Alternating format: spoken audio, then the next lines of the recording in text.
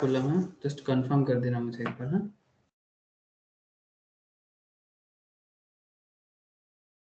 देखते एक बार रिकॉर्डिंग स्टार्ट हुआ यस कि सर। नहीं। Okay sir. ओ एक मिनट रुको।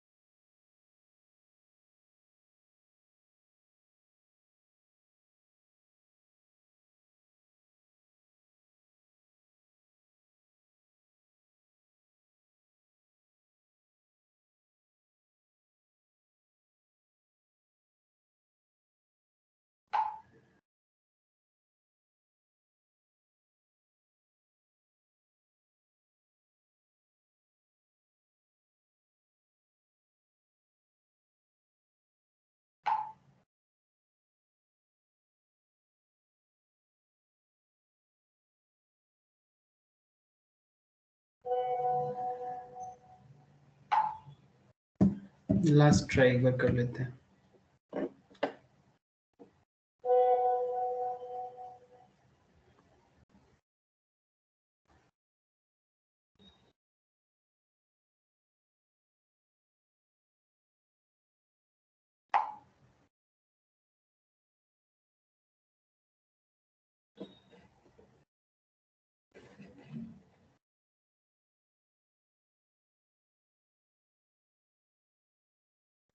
अच्छा ठीक है, चल स्टार्ट करें। प्रियाक्षी आशीष तो यस सर। ओके। अच्छा देख, बेसिकली ये जो क्लास चल रहा था अभी इकोनॉमिक्स में, माइक्रो इकोनॉमिक्स में, this is based on theory of cost. ठीक है, माइक्रो इकोनॉमिक्स में करेंटली जो टॉपिक हम लोग का चल रहा है लाइफ में, that is theory of cost. Now theory of cost क्या है, इसका बेसिक चर्चा कंप्लीट कर चुके हैं प्रीवियस। अगर आप 2-3 लेक्चर्स देखोगे तो थ्योरी ऑफ कॉस्ट का सारा बेसिक एरिया मैंने आप लोगों को बता दिया सर। लेकिन क्या आज भी बेसिक बात करेंगे? नहीं सर, आज और थ्योरी ऑफ कॉस्ट में बेसिक चर्चा नहीं है, बट आज थ्योरी ऑफ कॉस्ट में थोड़ा डिटेल्स डिस्कशन होगा। थोड़ा डिटेल्स डिस्कशन होगा। Details discussion in the sense, आज मैं आपको थ्योरी ऑफ कॉस्ट का कैलकुलेशन बताऊंगा।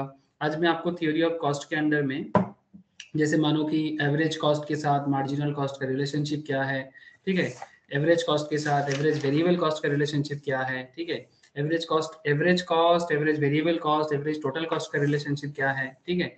तो ऐसा कुछ कनेक्शन है। या फिर जैसे एनवेलप का भी होता है, short run total cost, long run total cost, ठीक है, लॉन्ग रन एवरेज कॉस्ट, ये सब थोड़ा मतलब क्या बताऊं आपको कि जो बिजनेस लेवल में बिजनेस को ये सब चीजें प्रैक्टिस करना पड़ता है। सर क्या प्रैक्टिस करना पड़ता है? Cost, yes, costing is very important. जैसे कि अगर आप प्रीवियस लेक्चर्स में अगर आप लोग थे और अगर क्लास बाई चांस मिस भी किए थे, बाद में रिकॉर्डेड भी कर चुके हो, तो दिस इज वेरी इंपॉर्टेंट कि अगर बिजनेस कॉस्ट को मेंटेन नहीं कर पाया ना तो बिजनेस फेलियर हो जाता है। सर क्या कहना चाहते हो? सर आप लोगों को याद होगा, मैंने मैगी का एग्जांपल लिया था, मैंने ऑटोमोबाइल सेक्टर्स में एग्जांपल लिया था, याद है क्या प्रियाक्षी तेरे को? प्रियाक्षी तो मुझे लगता है था क्लास में। ठीक है, कि जैसे मानो कि मैगी का पैकेट यस 15 रुपया सर। है, ठीक है, मैगी का पैकेट 12 रुपीज क्यों, वाई नॉट 15? कि मैगी पहले 10 रुपीज में बेचता था, बाद में वो 12 रुपीज किया। फिर मेरा सवाल आपसे था कि सर मैगी 10 से 12 कर दिया, 15 क्यों नहीं किया? मैगी तो बहुत सेल होता है, तो 15 करने से क्या प्रॉब्लम है? तो किसी ने बोला था सर क्लास में कि सर उसका सेल गिर जाएगा, हो सकता है कि उसका मार्केट डिमांड गिर जाएगा। लेकिन वही सब सवाल है सर कि अगर आप कॉस्टिंग को मेंटेन नहीं कर पाते बिजनेस में तो आपका बिजनेस फेलियर हो जाता है। तो ये थ्योरी ऑफ कॉस्ट एक्चुअली आपको वही सब नॉलेज प्रोवाइड करते हैं इकोनॉमिक्स में, कि किस तरह से बिजनेस अपना ये पूरा का पूरा इकोनॉमिकल कॉन्सेप्ट है जिसमें बिजनेस कॉस्ट को मेंटेन करता है। जिसमें आपको मैंने प्रीवियस लेक्चर में average cost, total cost, average variable cost, average total cost, ठीक है, टोटल फिक्स कॉस्ट, ऐसे वेराइटीज ऑफ कॉन्सेप्ट के ऊपर बात किया। तो आज मैं उसी का कंटिन्यूएशन करूंगा लेकिन थोड़ा सा डिटेल्स में। ठीक है, ओके सर, चलो मैं स्क्रीन शेयर करता हूँ और आपसे डिस्कस करना चालू करता हूँ। ठीक है,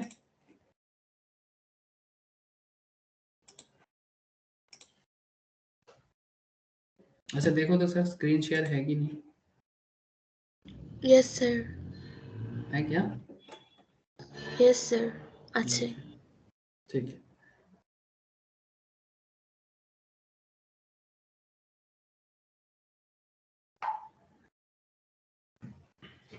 अच्छा, तो देखो सर, तो जैसे कि अगर आप प्रीवियस लेक्चर्स को थोड़ा सा ध्यान में रखते हो तो आपको पता होगा कि हम लोग ये सब बेसिक चर्चा कर चुके हैं, ठीक है, जिसमें हम लोगों ने ये सब बात कर चुका सर, कॉस्ट फंक्शन क्या है, कॉस्ट कॉन्सेप्ट क्या है, ठीक है, कितना तरह का कॉस्ट होता है, फिर हम लोगों ने short run long run cost में फर्क क्या है, शॉर्ट रन टोटल कॉस्ट क्या है, total variable cost, total fix cost, total cost में क्या डिफरेंस है। हाँ सर, याद तो होगा, होना चाहिए आप लोगों को। अगर बाई चांस भूल गए तो फिर से पुराना क्लास देखना पड़ेगा आप लोगों को। अच्छा, फिर टोटल कॉस्ट कैसे देखने में होता है, उसका ग्राफ क्या होता है, टोटल वेरिएबल कॉस्ट का क्या होता है, ठीक है, सेमी वेरिएबल कॉस्ट क्या होता है, मैं आपको बोला था। सेमी वेरिएबल कॉस्ट का एग्जांपल कोई दे सकते हो सर मुझे? सेमी वेरिएबल कॉस्ट का एग्जांपल? हाँ सर।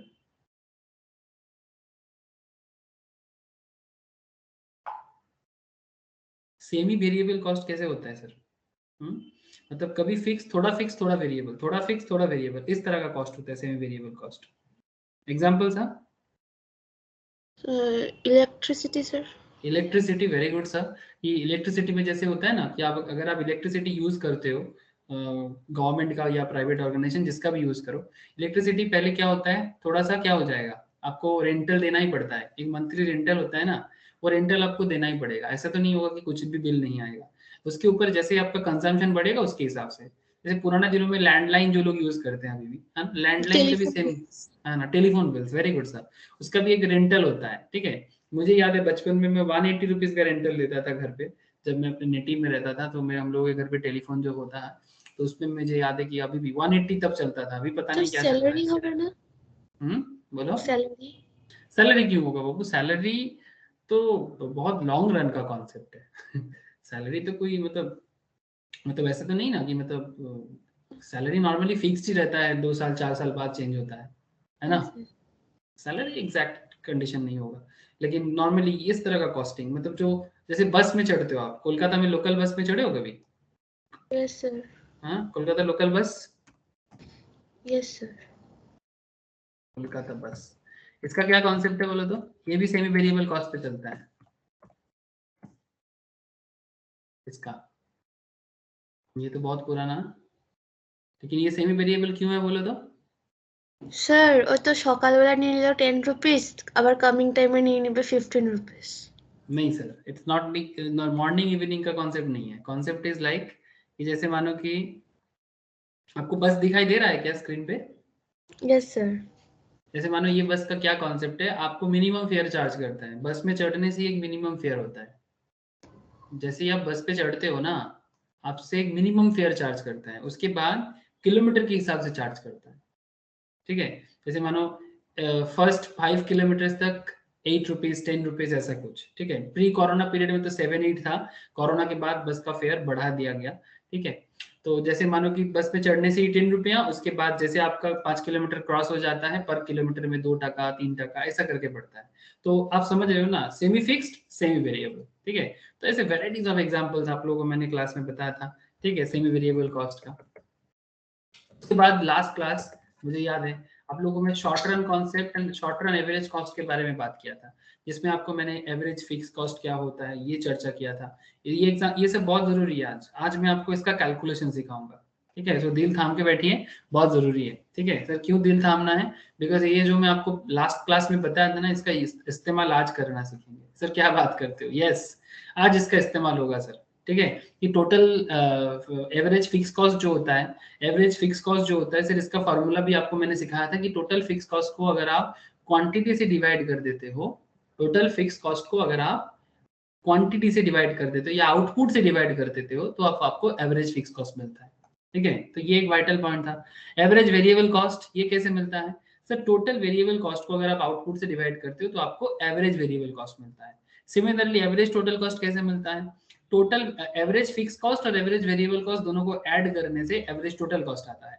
और मार्जिनल कॉस्ट के बारे में क्या कहा गया था सर? मार्जिनल कॉस्ट के बारे में कहा गया था कि जब change in total cost divided by change in unit produced, sir याद होगा आप लोगों को, चेंज इन टोटल कॉस्ट, ध्यान से समझिए बात को, change in total cost divided by change in unit produced. इसमें आपको ये क्वेश्चन भी सॉल्व करवाया था मैंने कि से फॉर एग्जांपल आपने 15 यूनिट प्रोड्यूस किया था कभी, ठीक है, आपने 15 यूनिट प्रोड्यूस किया था, उसके लिए आपको 200 का खर्चा आया था, कितना 15 यूनिट किसी भी प्रोडक्ट का, चाहे मैगी बना लो या व्हाटएवर जो भी पसंद है आपको, कोल्ड ड्रिंक्स बना लो व्हाटएवर, या फिर आप स्वीट बनाते हो स्वीट बना लो।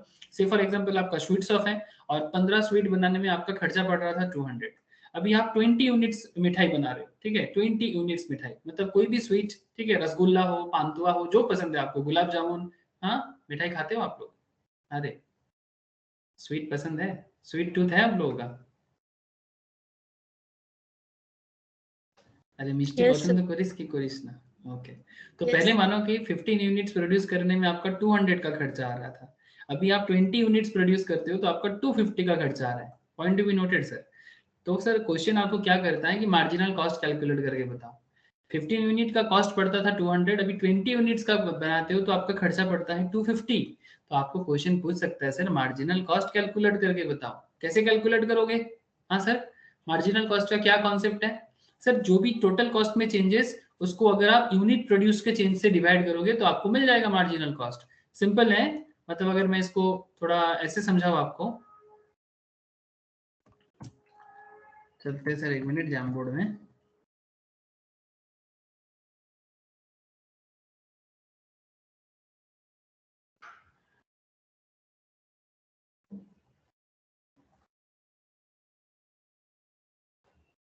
देखो सर,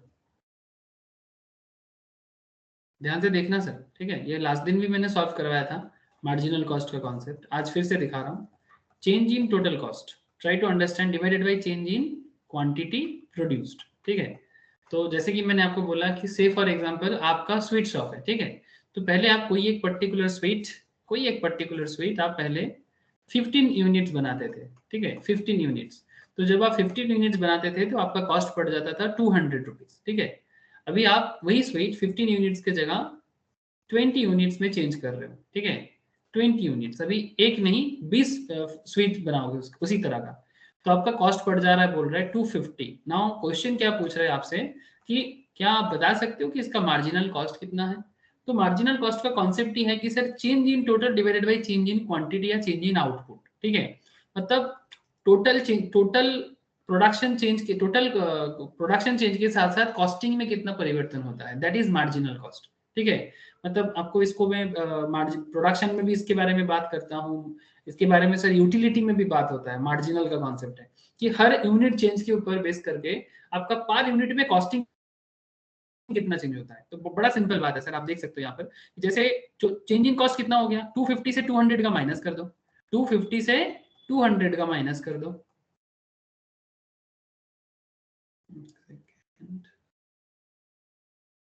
शालिनी का नेटवर्क अब काम किया। हाँ शालिनी, गुड इवनिंग, आवाज आ रहा है? Good evening sir. आ गुड रहा है इवनिंग, सर। आ रहा है अभी आवाज? क्या नेटवर्क नहीं चल रहा, मतलब यस सर। एंटर ही नहीं कर रहा था क्या? Yes sir. अच्छा ठीक है, चलो अभी स्टार्ट किया। अभी भी मैंने न्यू टॉपिक कुछ नहीं बताया, बस लास्ट वीक बता रहा हूँ सर, लास्ट वीक जो मैंने बताया था उसको रिवाइज करा रहा हूँ। तो ओके जैसे मैं सर। मार्जिनल कॉस्ट का कॉन्सेप्ट समझाया था लास्ट वीक, उसी को मैं दोबारा रिपीट कर रहा कि जैसे मार्जिनल कॉस्ट क्या होता है, change in total cost divided by change in quantity produced, ठीक है। तो इसका मतलब कुछ ऐसा था ना, ये वाला टॉपिक मैं आपको नोट्स भी शेयर कर दिया सभी को। जैसे आपने पहले 15 यूनिट प्रोड्यूस करते थे तो उसके लिए आपका 200 का कॉस्ट पड़ जाता था, ठीक है। तो 15 यूनिट्स के लिए अगर आपका 200 का कॉस्ट पड़ता है, अभी 20 यूनिट प्रोड्यूस करते हो तो आपको 250 का कॉस्ट पड़ता है। तो आपको क्वेश्चन करता है कि मार्जिनल कॉस्ट कितना है वो बताओ, तो इसके लिए आप क्या करोगे, तो 250 और 200 में डिफरेंस कितना है वो चाहिए आपको, और क्वांटिटी में 15 और 20 में क्या फर्क है वो चाहिए आपको। तो बेसिकली 50 यूनिट चेंज हुआ है और क्वांटिटी में 5 चेंज हुआ है, मतलब टोटल कॉस्ट में चेंज हुआ है 50 और क्वांटिटी में चेंज हुआ है 5। तो अल्टीमेटली आपका मार्जिनल कॉस्ट पड़ गया सर 10 कितना, 10, 10 है ना, 10। तो दिस इज मार्जिनल कॉस्ट, मतलब total number of product produce करने में पर यूनिट चेंज में कितना कॉस्ट पड़ जाता है, सिंपल बात है। अगर आप यूनिट चेंज करना चाहते हो तो आपका कॉस्टिंग भी आ जाएगा सर, ठीक है। तो आप नंबर ऑफ यूनिट बिल्ड मतलब इंक्रीज करना चाहोगे, कोई भी बिजनेस हो, चाहे आप स्वीट शॉप बना लो, चाहे आप मैगी का शॉप बना लो, चाहे आप एग रोल चाउमीन का दुकान लगा लो, इवन आप सिंपल अपने बंगाल में बड़ा फेमस है चौपेट दुकान, चौपेट दुकान समझते हो सर? ये साली नहीं, तुम लोग उधर चौपेट दुकान होता है, चॉप समझते हो? हाँ, अरे वो उसको हम लोग नो क्या सर। बोलते हैं, नहीं जानते? अरे जानते हो सर, जानते हो। अरे वो जिसको हम लोग ऐसे हिंदी में आलू बोंडा या आलू बड़ा बोलते हैं। हाँ, ऑयल फ्राइज अच्छा, को पकौड़ा का। पकोड़ा, हाँ सही बोले, ठीक है। आलू बोड़ा, आलू बोंडा, इस तरह का बोलते हैं, ठीक है। बंगाल में बोलते हैं चॉप, आलूर चॉप, ठीक है, बड़ा फेमस है यहाँ का। आप लोग के उधर भी मिलता होगा पकोड़ा, आलू पकोड़ा, प्याज पकोड़ा मिलता है ना। Exactly exactly. तो बेसिकली वही बात है सर, कि चाहे आप कुछ भी शॉप चलाओ, आपका ये मार्जिनल कॉस्ट का कॉन्सेप्ट आपको बहुत हेल्प करने वाला है। तो सर आज क्या पढ़ेंगे? अच्छा, मैंने इसका ये ग्राफ भी आपको समझाया था कि एवरेज टोटल कॉस्ट का शेप क्या होता है, एवरेज वेरिएबल कॉस्ट का शेप कैसा होता है, एवरेज फिक्स कॉस्ट का शेप कैसा होता है, ठीक है। ये भी मैंने बताया था लास्ट वीक, मुझे याद है। तो आज क्या बताएंगे सर? आज ना ये टेबल सॉल्व करवाएंगे आपको। ध्यान से देखो सर, टेबल दिख रहा है ना सबको? ये एक शॉर्ट रन कॉस्ट टेबल है। क्या है sir? Short run cost table, ठीक है। ये टेबल सॉल्व करना है। सर कैसे?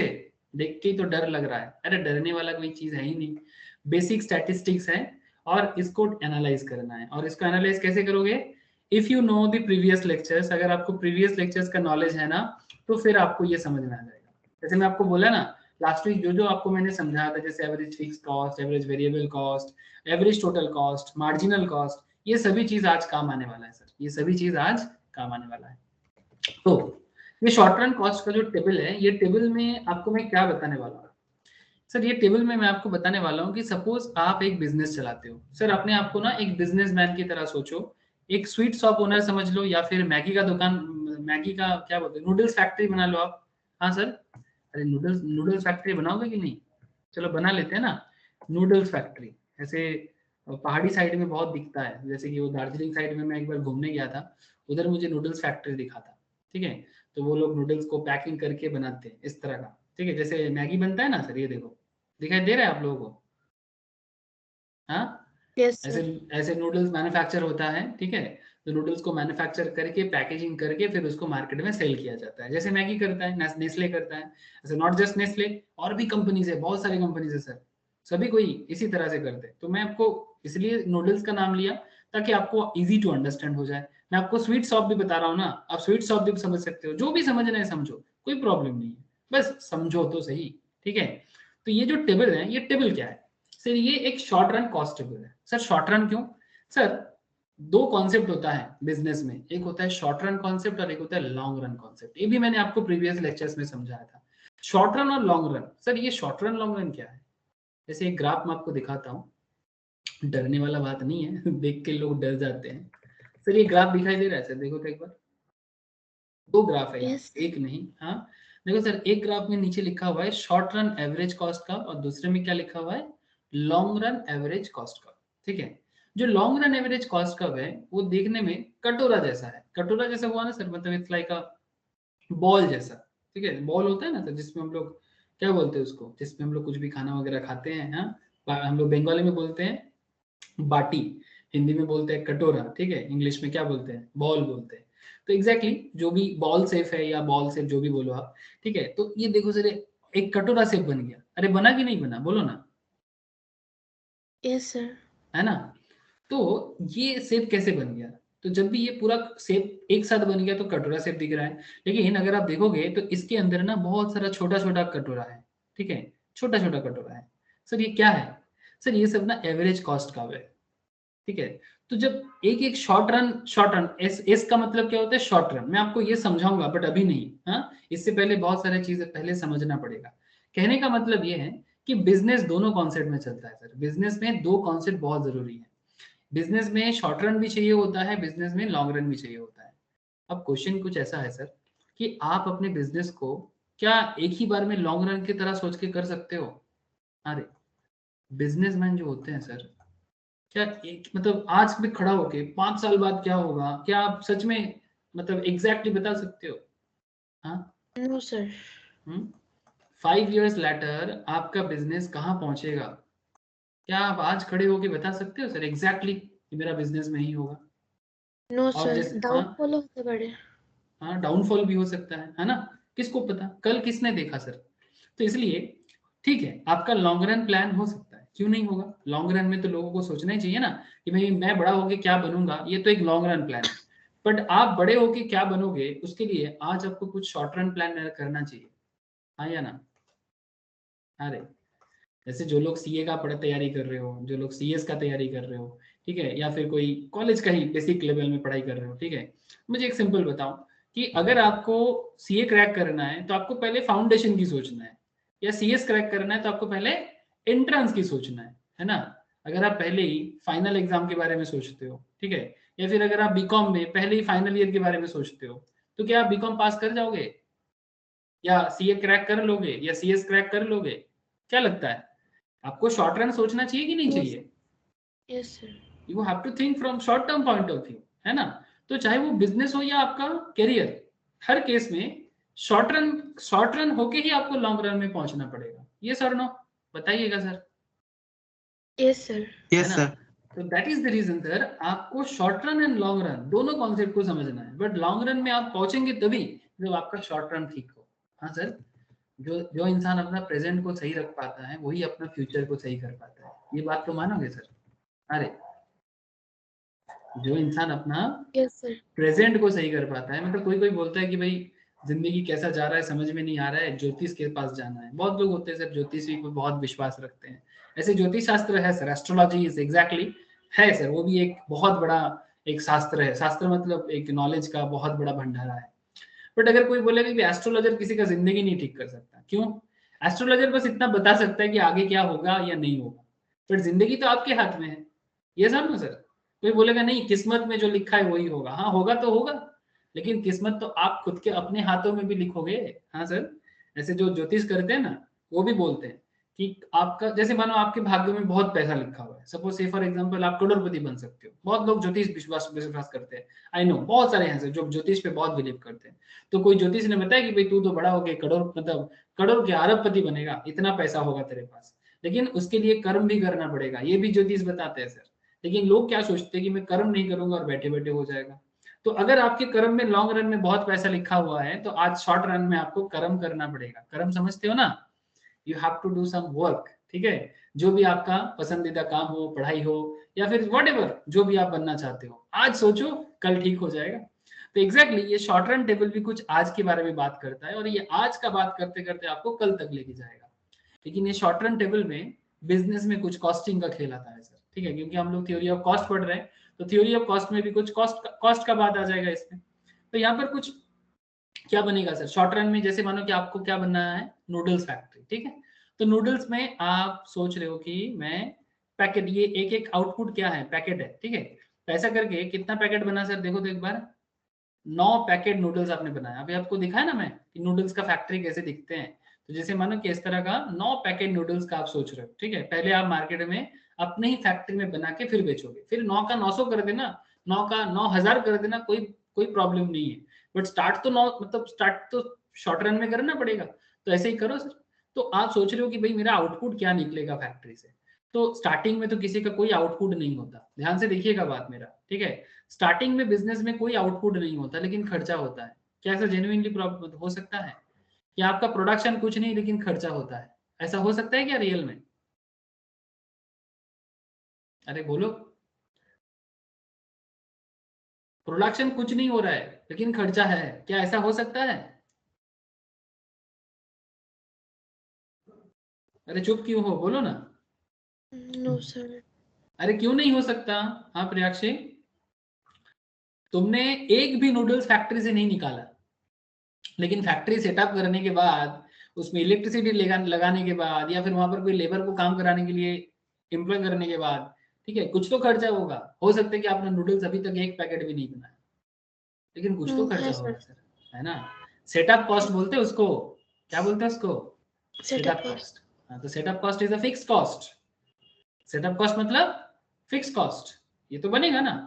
उसके बाद धीरे धीरे प्रोडक्शन बनेगा, रातों रात थोड़ी प्रोडक्शन बन जाएगा। तो पहले आपका प्रोडक्शन हो ना हो, आउटपुट निकले ना निकले, कॉस्ट तो कुछ होगा। तो जो कॉस्ट आपका सेटअप कॉस्ट में लगता है उसको फिक्स कॉस्ट कहते हैं सर। तो जीरो आउटपुट में भी कॉस्ट होता है ना, जीरो आउटपुट में भी कॉस्ट होता है ना? अरे बोलो हाँ या ना, यस सर। है ना? तो जब जीरो आउटपुट में कॉस्ट है तो that is fix cost, total fix cost. अगर सिंपल बोले जीरो आउटपुट में और कोई कॉस्ट नहीं होगा, मतलब वेरिएबल कॉस्ट तो बिल्कुल नहीं होगा। तो अगर वेरिएबल कॉस्ट नहीं है तो जो आपका टीएफसी है वही आपका टीसीवी है। Is this point clear? ठीक है। अच्छा, क्या फिक्स कॉस्ट हमेशा फिक्स्ड रहेगा? चाहे आप 0 यूनिट बनाओ, चाहे आप 1 यूनिट बनाओ, चाहे आप 9 यूनिट बनाओ, क्या ये फिक्स्ड ही रहेगा सर? क्या रे, मुझे एक चीज बताओ यस कि सर। आपको अपने फैक्ट्री में अगर आप 1 पैकेट नूडल्स बनाते हो, 0 पैकेट नूडल्स बनाते हो, या 1000 पैकेट नूडल्स बनाते हो, सेटअप कॉस्ट तो सबके लिए इक्वल ही है ना? अरे, चाहे आप 1 नूडल्स बना लो इस सेटअप में, चाहे आप 1000 नूडल्स बना लो इस सेटअप पे, लेकिन सेटअप कॉस्ट तो सबके लिए सेम ही आएगा, यस सर। है ना? तो इसीलिए चाहे आपका आउटपुट 0 हो या ना हो, टोटल फिक्स कॉस्ट तो आपका फिक्स्ड ही रहेगा। लेकिन अगर आपका आउटपुट इंक्रीज होगा, आपका वेरिएबल कॉस्ट क्या होगा? वेरिएबल कॉस्ट वेरी करेगा। जैसे कि जीरो जीरो आउटपुट पे नो वेरिएबल कॉस्ट, बट जब आप एक आउटपुट बनाते हो तो आपका जैसे 10 टका का फिक्स्ड कॉस्ट पड़ रहा था, वैसा आपका वेरिएबल कॉस्ट कितना हो जाएगा? ये मान के चलते हैं 10 टका। ठीक है सर, कुछ तो मानना पड़ेगा। कोई भी 2 टेबल आपको सेटअप करना पड़ेगा। ठीक है, अच्छा चलो मैं आपके साथ इसको इसको कैलकुलेशन पूरा टेबल जो है ना, इसको आप भी बनाओ सर। कॉपी निकालो, कॉपी निकालो सर। निकालेंगे नहीं? अरे, निकालेंगे नहीं? Yes sir. ओके चलो, शॉर्ट रन कॉस्ट बनाते हैं, टेबल बनाते हैं, चलो।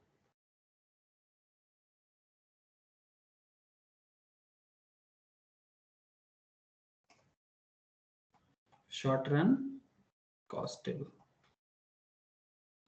अब खुद ही कैलकुलेट करके बताना सर, मैं कुछ नहीं बोलूंगा, बस हेल्प करूंगा। करोगे ना?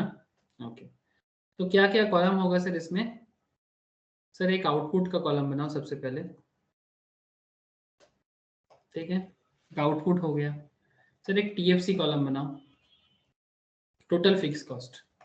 एक टीवीसी का कॉलम बनाओ, टोटल वेरिएबल कॉस्ट। टीवीसी और टीएफसी को ऐड करके बनता है टोटल कॉस्ट। ठीक है। अच्छा, फिर जैसे टोटल हो जाता है, फिर आपको एवरेज भी कर लेना चाहिए, एवरेज फिक्स कॉस्ट। और क्या चाहिए? Average variable cost. और क्या चाहिए? Average fix, average variable.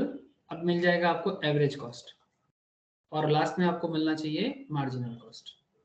ठीक है, ऐसा नहीं कि लास्ट में ही मार्जिनल मिलता है, सबका अपना अपना फॉर्मूला है, आपको पता है कि कैसे क्या कैलकुलेट किया जाता है। यही तो मैं लास्ट वीक समझाया था। अब आपको मैंने क्या बताया कि आप ना आउटपुट पहले डिसाइड कर लो। तो आपने डिसाइड किया कि 0, 1, 2, 3, इस तरह से 9 यूनिट आउटपुट लगाओ सर। सर 9 के जगह आप 90 भी लगा सकते हो, कोई दिक्कत नहीं है। ठीक है, आप अपने मर्जी से कुछ भी टेबल बना सकते हो, कोई आपको रोकने वाला नहीं है। कोई हार्ड एंड फास्ट रूल भी नहीं है कि ऐसा ही होता है, just this is just an example. बहुत लोग सोच लेते हैं नहीं नहीं टेबल तो ऐसे ही बनाना पड़ता है, अरे ऐसा कोई बात थोड़ी ना है। तो 0 से लेके 9 यूनिट आपको बनाना है। ठीक है, तो 0 आउटपुट में फिक्स कॉस्ट कुछ होगा कि नहीं होगा? जेन्युइनली बताना। जब आउटपुट 0 है, फैक्ट्री बनाने के लिए कुछ तो खर्चा करना पड़ेगा। फैक्ट्री बनाओगे भाई, नूडल्स की फैक्ट्री। बताना यस सर। सर। है ना? जब जब नेस्ले बना था, जब आईटीसी का ईएफपी बना था, कुछ तो सेटअप कॉस्ट में खर्चा किया था, है ना? तो जो भी हो, आपका सेटअप कॉस्ट कुछ तो होगा, है ना? जैसे देख रहे हैं ना सर एंटरप्रेन्योर कैसे कर रहे हैं। मैं आपको बोला ना, पहाड़ी लोग बहुत नूडल्स बनाते हैं, दार्जिलिंग, गैंगटॉक, सिक्किम साइड में मैंने जाके देखा सर उधर। ठीक है। अच्छा, नेक्स्ट सर क्या है उधर? एक्चुअली एक्चुअली ये तिबेटन फूड है। ये जो नूडल्स खाने का कल्चर है ना, तिबेटन फूड। ठीक है, इसलिए चाइनीज बोलते हैं हम लोग। Tibet is not Chinese, China तो हड़प के रखा, जानते हो आप लोग? चाइना ने तिब्बत को हड़प के रखा, जबरदस्ती हमसे छीन लिया। तिब्बत एक्चुअली पहले भारत का पार्ट हुआ करता था, हमेशा। पता है आप लोगों को? जानते हो कि नहीं? बोलो।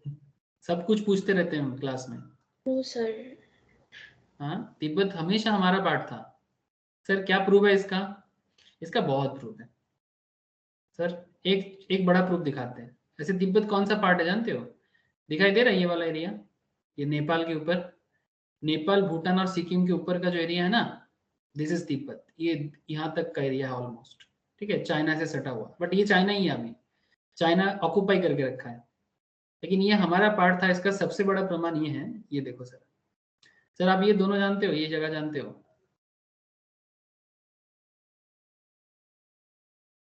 ये जगह जानते हो? इसका नाम ये लोग चाइनीज में लिख के रखा है, but this is not Chinese name, ये मानस सरोवर है सर। जानते हो सर? हाँ, ये मानस सरोवर है, जो हमारा कैलाश पर्वत है ना, कैलाश माउंटेन, ये कैलाश माउंटेन यहीं पर है।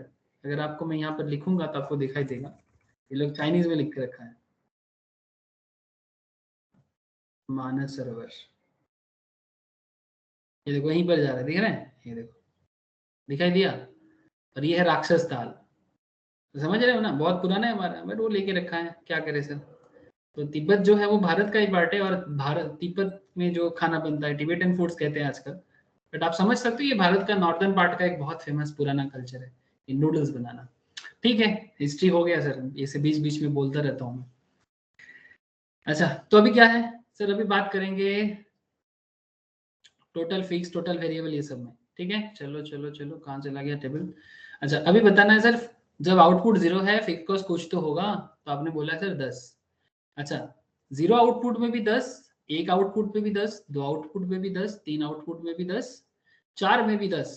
अरे भाई फिक्स कॉस्ट है, कितना भी आउटपुट इंक्रीज कर लो, फिक्स कॉस्ट तो फिक्स्ड ही रहेगा। अरे फुचका वाला फुचका दुकान लगाते हैं, चाहे उसके पास किसी दिन 10 जन फुचका खाने आए और किसी दिन 50 जन फुचका खाने आए, फुचका का जो स्टॉल लगाने का कॉस्ट है वो तो सब एक ही होगा ना। अरे फुचका वाला समझते कि नहीं? Yes sir. Yes sir. Phuchka वाले या फिर पानीपुरी वाले, जो भी बोलो, अपना दुकान लगाया, फुचका शॉप, फुचका मैन कहाँ है? फुचका मैन बोल के कोई शॉप भी है क्या? ये देखो, इनके पास किसी दिन 1000 लोग फुचका खाने आ गए, किसी दिन 1 लोग ही फुचका खाने आ गया, लेकिन इसका जो सेटअप कॉस्ट है वो तो सबके लिए फिक्स्ड ही रहेगा। ठीक है, this is called fix cost, try to understand. Okay sir, ये सब कॉस्टिंग का बात तो मैं कर रहा हूँ ना, आप लोग जब इंटरमीडिएट या एग्जीक्यूटिव लेवल में आओगे, जैसे चार्टर्ड और सीएमए इंटर में, तो पूरा कॉस्ट का बहुत जबरदस्त करना पड़ता है, और जो लोग सीएस पढ़ते हैं उन्हें भी मैनेजमेंट एंड कॉस्ट अकाउंटिंग का पार्ट है, वहां पर भी उन्हें भी करना पड़ता है, बट हाँ चार्टर्ड या सीएमए से थोड़ा कम, लेकिन करना पड़ेगा sir. Costing, costing calculation ma'am सिखाएंगे आप लोगों को जब पढ़ेंगे। ठीक है, ऐसे मोस्ट प्रॉब्ली अभी मैम कॉस्ट का ही क्लास ले रहे हैं। अच्छा, तो बहुत तब चर्चा होगा ये सब में। अच्छा, तो 10, 18, 24, 28 ये सब क्या है सर? ये सब बस यही है कि वेरिएबल कॉस्ट है। तो आपका फिक्स कॉस्ट तो फिक्स कॉस्ट हो गया। अब वेरिएबल कॉस्ट क्या है सर? जब आउटपुट जब 0 है तो वेरिएबल कुछ नहीं रहेगा, ये तो समझ में आ गया। आउटपुट 0 में वेरिएबल कुछ नहीं होगा, लेकिन जैसे जैसे एक एक करके आउटपुट बढ़ाते रहेंगे, वेरिएबल कॉस्ट भी बढ़ता रहेगा। तो यहाँ पर मैंने एज्यूम कर लिया कि 1 यूनिट का कॉस्ट है 10 वेरिएबल कॉस्ट, लेकिन जैसे यूनिट बढ़ता जाएगा वेरिएबल कॉस्ट कम होता जाएगा। सर ऐसा क्यों? सर 2 यूनिट का वेरिएबल कॉस्ट बता रहे हैं 18, क्यों बोलो तो? मतलब कहने का मतलब ये है कि अगर आप एवरेज में देखोगे, 1 यूनिट बनाने का जो खर्चा पड़ता है, 2 यूनिट बनाने का खर्चा एवरेज में कम पड़ता है, टोटल में ज्यादा होता है, लेकिन एवरेज में देखोगी तो 18/2 कितना हो जाता है? 9, है ना सर? ये देखो, इसीलिए एवरेज कॉस्ट 9 आ गया। मतलब 1 यूनिट बनाने का कॉस्ट अगर 10 है, लेकिन 2 यूनिट बनाने का कॉस्ट थोड़ा कम पड़ेगा, ऐसा क्यों? बोल सकते हो कोई? अरे बोलो सर। 1 यूनिट बनाने का खर्चा, मतलब सपोज आप ये इतना बड़ा मशीन में 1 नूडल्स बनाते हैं तो 10 खर्चा आता है, लेकिन जब आप 2 बनाओगे तो 10 से थोड़ा कम होगा, क्यों? बिकॉज जो इलेक्ट्रिसिटी लग रहा है ना वो सबके लिए सेम लग रहा है। ठीक है, मतलब एक एक पैकेट बनाने का कॉस्ट जो आता है, 2 पैकेट बनाने में भी उतना इलेक्ट्रिसिटी आता है, तो क्या होगा ना, इलेक्ट्रिसिटी का जो कॉस्ट है ना वो 2 पैकेट में बांट दोगे, तो क्या हो जाएगा ना, ऑटोमेटिकली आपका कॉस्ट कम हो जाएगा। इस तरह से 2 की जगह 200 भी अगर एक ही इलेक्ट्रिसिटी कंजम्पशन में हो जाए ना, तो आपका पर यूनिट कॉस्ट कम हो जाता है। क्या बात कुछ समझ में आ रहा है सर? अरे क्या बात कुछ समझ में आ रहा है कि क्यों मैंने आपको बताया यस कि सर। 1 यूनिट का कॉस्ट 10 लेकिन 2 यूनिट का कॉस्ट हो जाएगा ओवरऑल 18। क्यों 18 माना? बिकॉज 10 और उसमें और 8 जोड़ दिए, ठीक है, तो 18 हो गया। इस तरह से मैं हर केस में कुछ ना कुछ ऐड करता जाऊंगा, तो 10, 8, 18, फिर अभी 6 जोड़ूंगा, ठीक है, 6 पॉइंट जोड़ूंगा तो हो जाएगा 24। फिर इसका कोई हार्ड एंड फास्ट रूल नहीं है कि मैं क्यों 24 कर रहा हूँ, इसका कोई रूल नहीं है। ये तो बस मैं मान रहा हूँ कि जितना आपका आउटपुट बढ़ रहा है, पर यूनिट के हिसाब से आपका कॉस्ट पहला यूनिट से थोड़ा कम हो जाएगा, मतलब एक यूनिट का वेरिएबल कॉस्ट अगर 10 टका है तो 2 यूनिट का वेरिएबल कॉस्ट मैं मान रहा हूँ कि 8 टका होगा सेकेंड यूनिट के लिए, थर्ड यूनिट के लिए 6 रुपीज होगा, इसलिए मैंने 24 माना।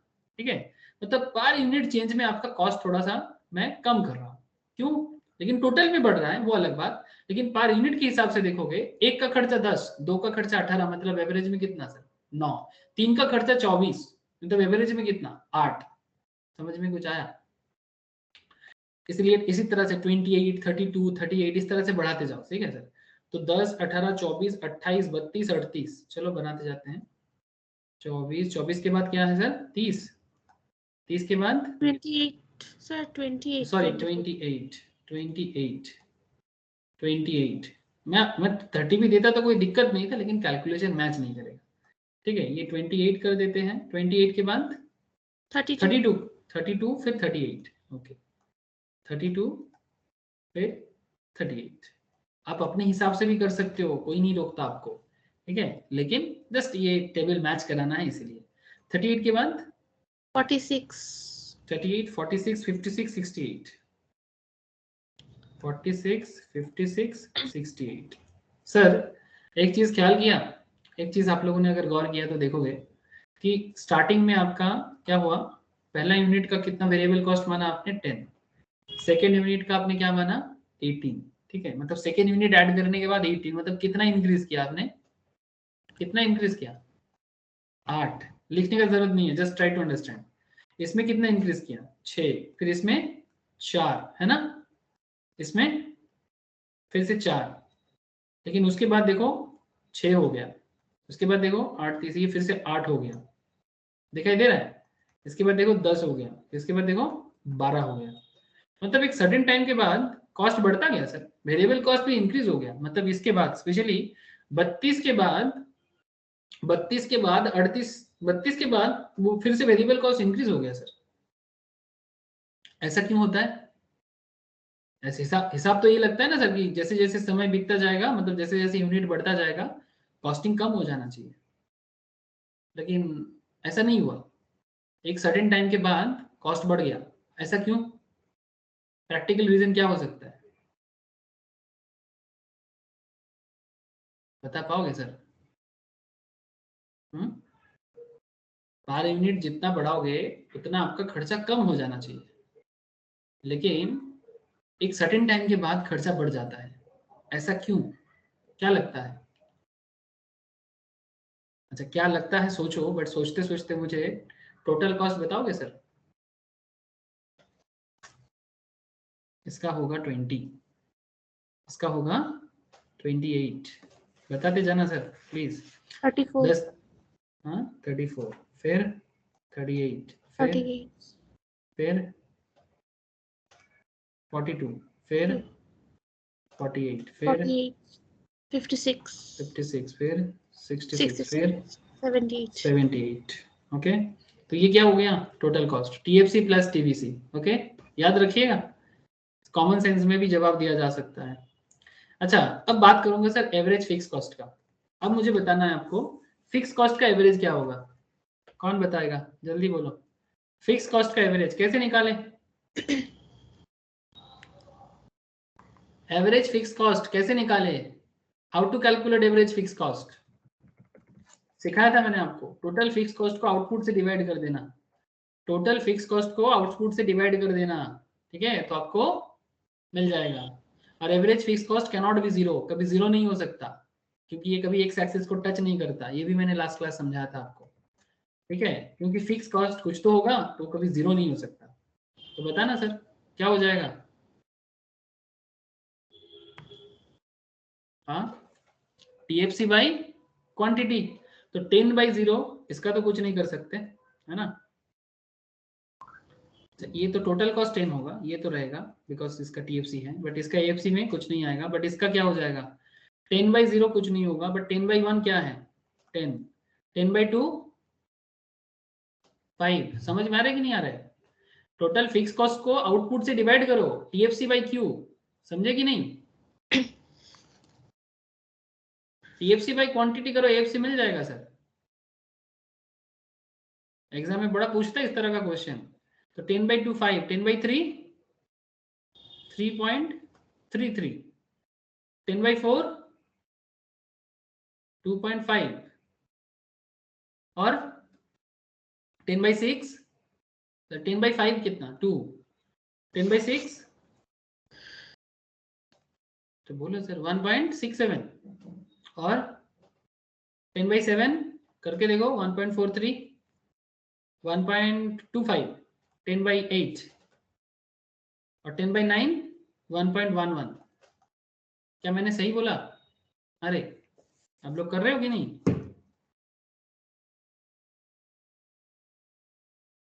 आप लोग कर रहे हो कि नहीं? बोलो सर। एवरेज फिक्स कॉस्ट का आंसर Yes. मैच किया? अगर मैच किया बहुत बढ़िया सर। सर ध्यान रखिएगा ये क्या चल रहा है, कौन सा फार्मूला कब यूज कर रहा हूँ। अच्छा अब आपको बताना एवरेज वेरिएबल कॉस्ट, इसका भी मैंने आपको सिखाया था। एवरेज वेरिएबल कॉस्ट कैसे आता है? सर टोटल वेरिएबल कॉस्ट को जब आउटपुट से डिवाइड कर दिया जाए तो आपको एवरेज वेरिएबल कॉस्ट मिलेगा। टीवीसी बाई क्यू क्या आ गया सर? TVC by quantity. तो बताइए टोटल वेरिएबल कॉस्ट अवेलेबल है, हाजिर है आपके लिए। तो पहला वाला में कुछ नहीं होगा बिकॉज 10/0 सम कुछ नहीं आता। सिमिलरली 10/1 10, 18/2 9। एवरेज कर रहे हैं सर, एवरेज वेरिएबल कॉस्ट 18/2 9, 24/3 8, 28/4 7, इसका 32/5 32/5 बोलो सर 6.4। मेरा तो यही आया, आप भी चेक कर लेना सर, कोई गलत होगा तो बताना। फिर आएगा 6.33, फिर 46/7 कितना आ जाता है 6.57, फिर 66/8 हाँ सॉरी 56/8 आई एम सॉरी 56/8 7, फिर आता है 68/9 7.55। Check it sir, check it करके देखो एक बार। Average variable cost Shalini Soumyadeep করেছিস? হ্যাঁ স্যার। ম্যাচ করেছে ডেটাগুলো? হ্যাঁ করে। ओके ठीक है, म्यूट कर ले। अच्छा अभी टोटल करो सर, एएफसी और एबीसी को टोटल करो sir. Average fix cost, average variable cost दोनों को टोटल करो तो आपको एवरेज कॉस्ट मिल जाएगा 10 + 10 20, 5 + 9 14, this plus this 11.3, this plus this 9.5। Sir चल क्या रहा है सर? कुछ नहीं, देखो तो अभी 2 मिनट में समझ में आएगा क्या चल रहा है।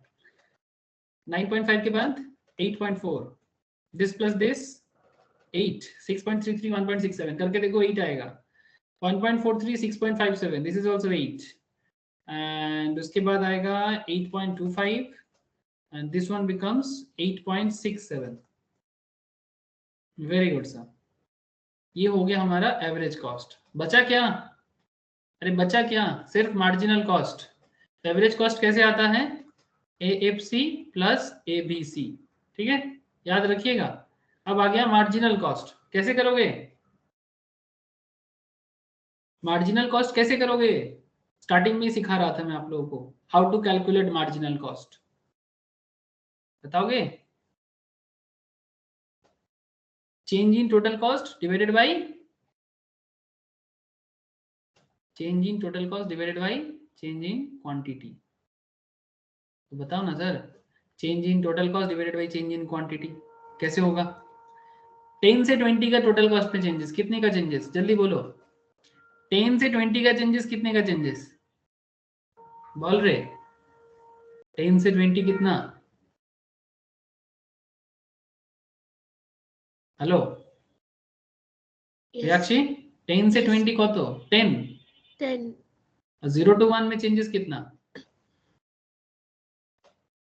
0 से 1 चेंजेस 1, तो 10/1 कितना हुआ? 10/1 10। अरे बात नहीं समझे? जैसे दूसरा देखो अगेन सर, आउटपुट पे चेंजेस देखो। 1 से 2 का चेंजेस कितना? 1 से 2 का चेंज कितना चेंज हुआ? पहले 1 और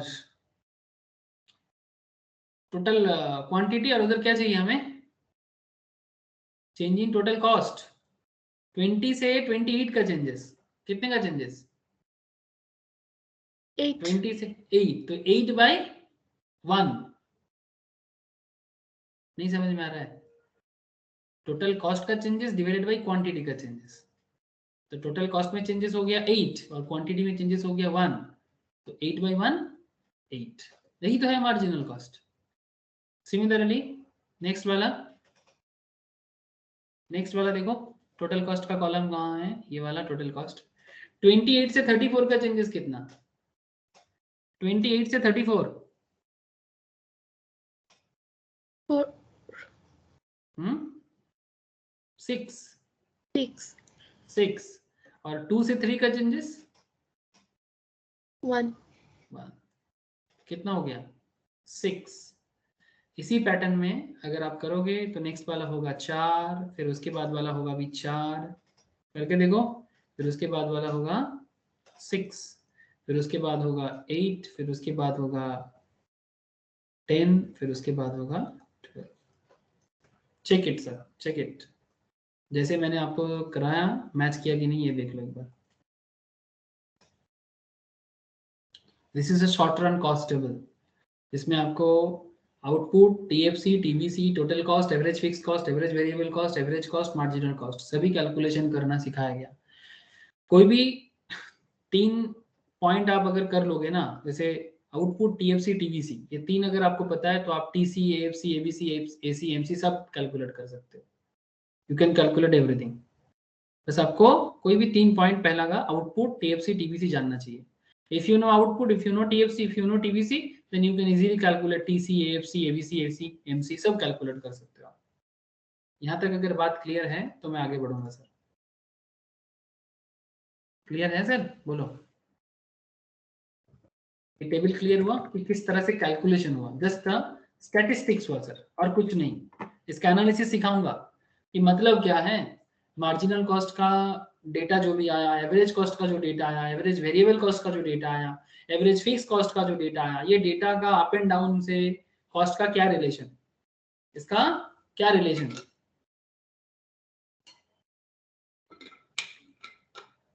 ओके, अभी रिलेशनशिप समझने के लिए आपको मुझे एक एक करके आगे बढ़ना है सर। अभी जो रिलेशनशिप स्टार्ट में बताएंगे, this is called average cost marginal cost relationship. ध्यान दीजिएगा, average cost marginal cost relationship. Sir मैं इसका ना एक अपना खुद का नाम दिया सर, ये क्या नाम हुआ? एवरेज कॉस्ट मार्जिनल कॉस्ट का अपना नाम। यस सर, एवरेज कॉस्ट मतलब दिस वन, ठीक है, और मार्जिनल कॉस्ट मतलब दिस वन, नीचे वाला, ठीक है। सर एवरेज कॉस्ट का मैंने नाम दिया बाहुबली, और मार्जिनल कॉस्ट का मैंने नाम दिया कटप्पा। ऐसा क्यों? देखना चाहोगे ऐसा क्यों? सर आप लोग देखे हो बाहुबली?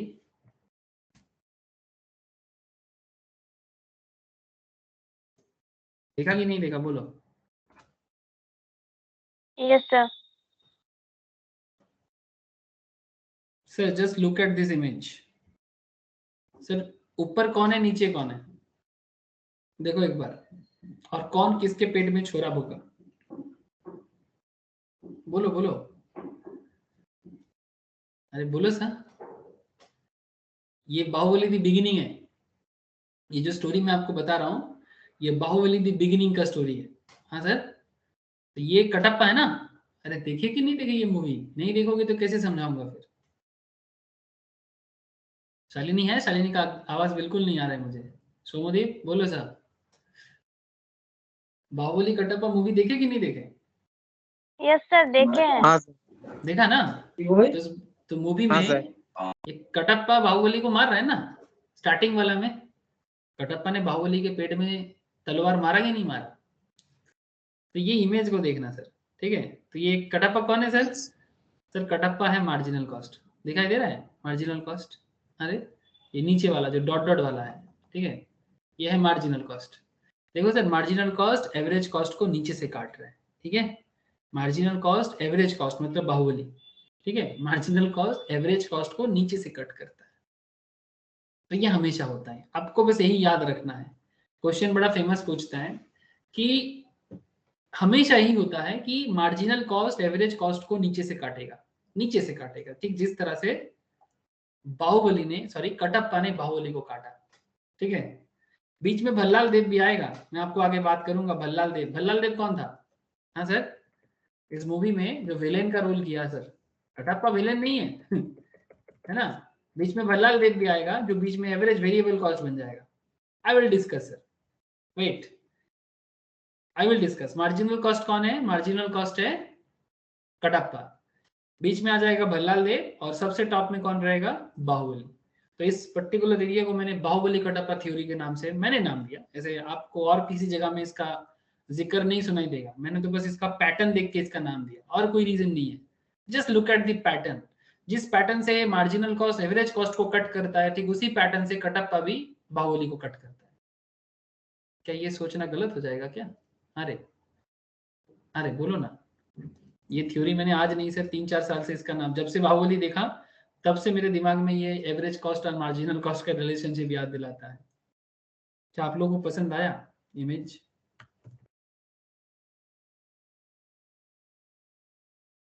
रियाक्षी, कुछ पसंद आया कि नहीं आया? बोलो।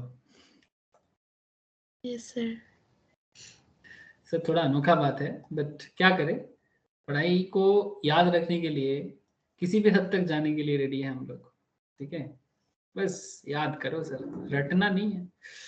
तो जैसे मैंने आपको समझाया कि this is origin, this is X axis, this is Y axis. तो इसमें क्या हुआ सर, एक रहा अपना बाहुबली और एक रहा अपना कटप्पा। तो एवरेज कॉस्ट जो है वो है अपना बाहुबली, ठीक है पहले में। तो एवरेज कॉस्ट अपने आप को कुछ इस तरह से आपसे नीचे हुआ, डाउन हुआ, फिर ऊपर गया, ठीक है।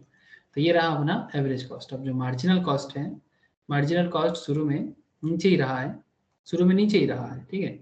दिखाते हैं आपको फिर से। ये देखो मार्जिनल कॉस्ट शुरू में नीचे है, फिर उसको नीचे से कट किया, किसको? एवरेज कॉस्ट को। तो जस्ट लाइक दिस, हम भी कुछ ऐसा ही करना चाहेंगे। और ठीक जहां पर एवरेज कॉस्ट अपने मिनिमम पॉइंट में, ठीक उसी जगह से कट करता है, ठीक है। जैसे कि हमारे केस में बाहुबली कटप्पा मूवी अगर आप लोगों ने देखा तो आपको फिर से ये बात समझ में आएगा। बाहुबली कटप्पा को बड़ा बड़ा भरोसा करता था, कटप्पा भी बाहुबली को ही पसंद करता था, लेकिन कटप्पा जो है ना सर कैरेक्टर, ये एक्चुअली सिंहासन के प्रति डेडिकेटेड है। तो सिंहासन पे बाहुबली नहीं थे, सिंहासन पे बाहुबली का माँ थे।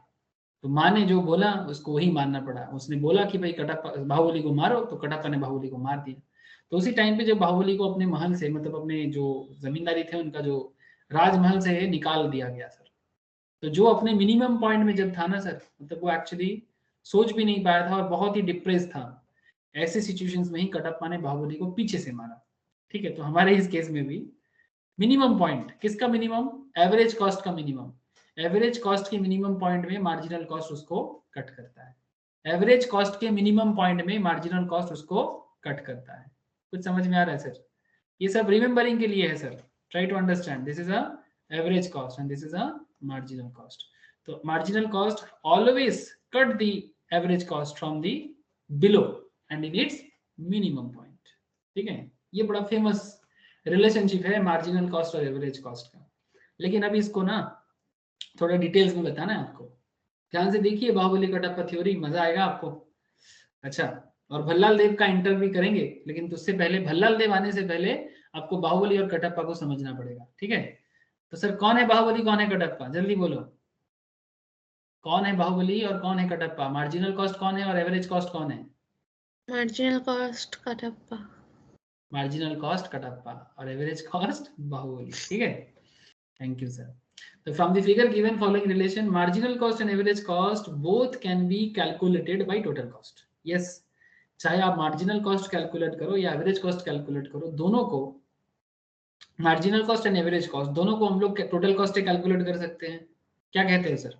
अभी अभी हमने टेबल बना के आए सर, अभी अभी हम लोग एकदम अभी भी, मतलब घाव सूखा भी नहीं, टोटल कॉस्ट को बेस करके ही हमने एवरेज कॉस्ट और मार्जिनल कॉस्ट दोनों कैलकुलेट किया। यस और no? Tell me. Total cost को बेस करके आप एवरेज कॉस्ट भी कैलकुलेट कर सकते हो और मार्जिनल कॉस्ट भी कैलकुलेट कर सकते हो। यस और नो? बोलो सर, है ना। तो इसीलिए क्या क्या कहता है sir, marginal cost and average cost both can be calculated by total cost. Yes, this is true. कहता है sir when AC falls, AC मतलब एवरेज कॉस्ट, कहता है जब एवरेज कॉस्ट फॉल करता है तो मार्जिनल कॉस्ट भी फॉल करता है। ध्यान से सुनिएगा, जब एवरेज कॉस्ट फॉल करता है, मैं रीजन भी बताऊंगा, ऐसा नहीं कि सिर्फ रटना पड़ेगा, नहीं रटने का तो कोई जरूरत ही नहीं है, you don't need to mug up sir, you have to understand this everything, मतलब from the very practically sir, ठीक है, प्रैक्टिकली समझना है। जब एवरेज कॉस्ट फॉल करता है तब मार्जिनल कॉस्ट भी फॉल करता है, but average cost greater than marginal cost, but average cost marginal cost से हमेशा बड़ा होता है। जब, ध्यान से सुनिएगा, ध्यान से सुनिएगा सर, टेबल को देखो सर, आपने टेबल खुद ड्रॉ किया, अपनी कॉपी चेक करो या फिर यहां पर भी देखो, ध्यान से देखिएगा। एवरेज कॉस्ट क्या है 20, एवरेज कॉस्ट का रेट देखो 20, फिर क्या रेट है 14 है ना सर, 20 है, 14 है, 11.3 है। सिमिलरली आप मार्जिनल को देखो 10 है, उसके बाद 8 है, उसके बाद 6 है। तो स्टार्टिंग स्टेज में क्या हो रहा है, एवरेज कॉस्ट भी गिर रहा है, मार्जिनल कॉस्ट भी नीचे आ रहा है। ये तो मानोगे सर, दोनों कॉस्ट क्या हो रहा है, गिर रहा है, डिक्रीज हो रहा है। Is this point clear? 20 से 14, 14 से 11, 10 से 8, 8 से 6, 11 से 9, 6 से 4, 9.5 से 8, 6 से 4, 4 से 4, फिर 4 के बाद मार्जिनल कॉस्ट स्टेबल हो गया, बट एवरेज कॉस्ट अभी भी गिर रहा है, एवरेज कॉस्ट अभी भी गिर रहा है सर। फिर एक टाइम के बाद 8 में जाके एवरेज कॉस्ट क्या हो गया, स्टेबल हो गया, उसके बाद फिर से इंक्रीज करना चालू कर दिया, और 4 के बाद मतलब 5 यूनिट प्रोडक्शन के बाद, 5th यूनिट प्रोडक्शन के बाद मार्जिनल कॉस्ट कांस्टेंट हो गया, और उसके बाद 6th यूनिट ऑनवर्ड्स, जैसे जैसे आप अपने नूडल्स फैक्ट्री में 6 पैकेट बना रहे हो उसी मशीन पे, आपका कॉस्ट अभी इंक्रीज कर रहा है, फिर से आपका कॉस्ट इंक्रीज कर रहा है फिर से। ऐसा क्यों, समझेंगे, but before that you need to understand कि ऐसा क्यों होता है। सर ध्यान से देखना, कहता है कि जब एवरेज कॉस्ट फॉल करता है तो मार्जिनल कॉस्ट भी फॉल करता है, बट एवरेज कॉस्ट हमेशा मार्जिनल कॉस्ट से ऊपर रहता है। देखो जब फॉल किया, मतलब ये पॉइंट सर, ये जो पॉइंट है, फॉल किया मतलब जब दोनों फॉल कर रहा है, फॉल मतलब समझते हो ना, गिर रहा है नीचे, डिक्रीज कर रहा है, ठीक है, this point, try to understand sir this point, average cost line decreasing, marginal cost is also decreasing, but जब ये दोनों डिक्रीज कर रहा है इस पर्टिकुलर पॉइंट मूवमेंट में, कौन ऊपर कौन नीचे, जल्दी बोलो, फॉल्स सिचुएशन में कौन ऊपर कौन नीचे, एवरेज कॉस्ट ग्रेटर देन, हाँ बोलो, मार्जिनल कॉस्ट नीचे আছে और एवरेज कॉस्ट ऊपर है ना। और ऐसे बाहुबली कटप्पा से अगर देखोगे, बाहुबली बड़ा कि कटप्पा बड़ा औदा में, मार्जिनल कॉस्ट मार्जिनल कॉस्ट बड़ा औदा में, औदा में मतलब अगर आप मतलब क्या बोलूं सर, पावर वाइज कौन ज्यादा बड़ा है, कटप्पा की बाहुबली? सर कटप्पा तो बाहुबली की फैमिली में सेना में थे, सेना का लीडर थे, और बाहुबली तो सर राजा बनने लायक थे, ऑब्वियसली एवरेज कॉस्ट के ऊपर तो रहना ही है। अरे चाहे दोनों ही गिरे, कटप्पा को बाहुबली को मारने के बाद कटप्पा भी बहुत दुखी हो गया था, लेकिन बाहुबली को भी गिरना पड़ रहा है, कटप्पा को भी गिरना पड़ रहा है, समझ रहे हो ना सर, कटप्पा भी गिर रहा है, बाहुबली भी गिर रहा है, बट बाहुबली ऊपर कटप्पा नीचे, सिंपल बात है, होना ही है, ठीक है। लेकिन सर अब एक सिचुएशन ऐसा हुआ जब कटप्पा ने बाहुबली को नीचे से कट कर दिया, मतलब मार्जिनल कॉस्ट ने एवरेज कॉस्ट को नीचे से कट कर दिया। अब ये सिचुएशन कौन सा सिचुएशन है, जब क्या बोल रहे हैं सर, व्हेन एसी राइजेस, मतलब जब एवरेज कॉस्ट इंक्रीज कर रहा है मार्जिनल कॉस्ट भी इंक्रीज कर रहा है, but now marginal cost greater than average cost.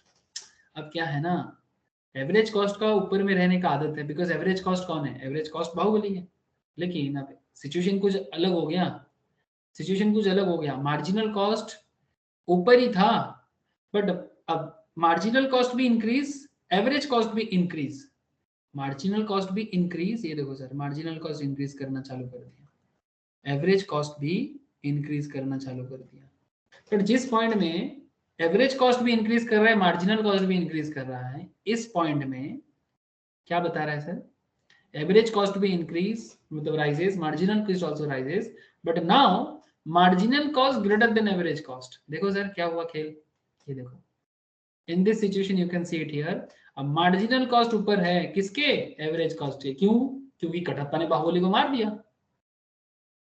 अरे ऐसा क्यों हुआ, समझ में आ गया?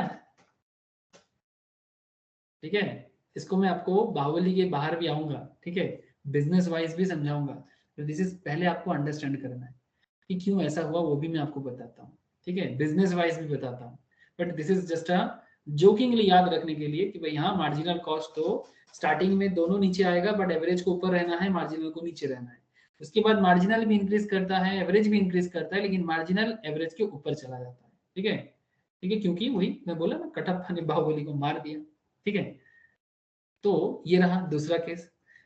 एक चीज बताते हैं सर, जब एसी इज मिनिमम, जब एवरेज कॉस्ट मिनिमम लेवल में होता है, जब एवरेज कॉस्ट मिनिमम में होता है, तब मार्जिनल कॉस्ट एवरेज कॉस्ट को क्या किया सर, कट कर दिया। इसका मतलब जब एवरेज कॉस्ट मिनिमम, इसी पॉइंट में, इस पॉइंट में एवरेज कॉस्ट मिनिमम, और इसी पॉइंट में मार्जिनल कॉस्ट, उसको कट कर दिया। और जिस पॉइंट में कट किया उस पॉइंट में दोनों इक्वल है, मतलब हम लोग इस पॉइंट में बोल सकते हैं ना, MC इक्वल्स टू AC। अरे क्या ऐसा कह सकते हैं, जिस पॉइंट में average marginal cost average cost को कट किया नीचे से, उस पर्टिकुलर पॉइंट में MC equals to AC। Is this point clear sir? अरे ज्योमेट्री ये बचपन वाला, बचपन में आप लोग ज्योमेट्री सॉल्व नहीं करते थे, वैसे ही तो चल रहा है। ठीक है, मैंने थोड़ा सा एड ऑन कर दिया वो बाहुबली कटप्पा डाल के। ठीक है, मतलब जिस पॉइंट में बाहुबली कटप्पा को मारा, कटप्पा ने बाहुबली को मारा, उस पॉइंट में दोनों इक्वल। क्यों इक्वल? क्योंकि अल्टीमेटली बाहुबली को भी पता, मतलब बहुत फेथ था कटप्पा पे, और कटप्पा को भी बहुत प्यार था बाहुबली पे, अपने गोद पे खिला के बड़ा किया था, मूवी अगर देखे हो तो।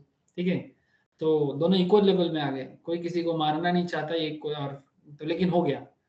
In other words, MC curve cuts to AC curves at its minimum point. तो ऐसे बोलेंगे, marginal cost curve average cost curve वो हमेशा अपने मिनिमम पॉइंट में काटता है। तो जिस पॉइंट में कटप्पा बाहुबली को मारा, उस पॉइंट में बाहुबली सबसे मिनिमम फील कर रहा था, क्योंकि ऐसा वो कभी नहीं सोचा था। तो यहाँ पर भी कुछ ऐसा ही हुआ कि marginal cost curve average cost curve को अपने मिनिमम पॉइंट में काट दिया। ठीक है, और इस पॉइंट को बिजनेस के नजर से बोलते हैं सर ऑप्टिमम पॉइंट। क्या बोलते हैं इसको? Optimum point. Don't worry, analysis देते हैं इसका। ठीक है, इसका पूरा एनालिसिस आपको समझाते हैं। अच्छा, और एक सिचुएशन यहाँ पर है सर, फिफ्थ पॉइंट में देखो, there is also an abnormal situation. एक एब्नॉर्मल सिचुएशन होता है, कहता है कि जब एवरेज कॉस्ट गिरता है बिजनेस पे, जब एवरेज कॉस्ट गिर रहा है, this point A to E point, देख रहे हैं sir, A to E graphically अगर आपको यहाँ में दिखाऊं तो आप भी देख सकते हो, दिस पॉइंट, इसको A to E पॉइंट में डिनोट किया जा रहा है। ठीक है, दिस एरिया, जब मार्जिनल एवरेज कॉस्ट नीचे की तरफ है। ठीक है, और एक बात देखो sir, AC falls and MC rises, और एक सिचुएशन ऐसा भी है जब मार्जिनल कॉस्ट राइज कर रहा है। मतलब आपको मैं कुछ ऐसे बता सकता हूँ, this is the point sir. थोड़ा पेशेंस रखिएगा सर, ये सब चीज समझने के लिए थोड़ा पेशेंस चाहिए होता है।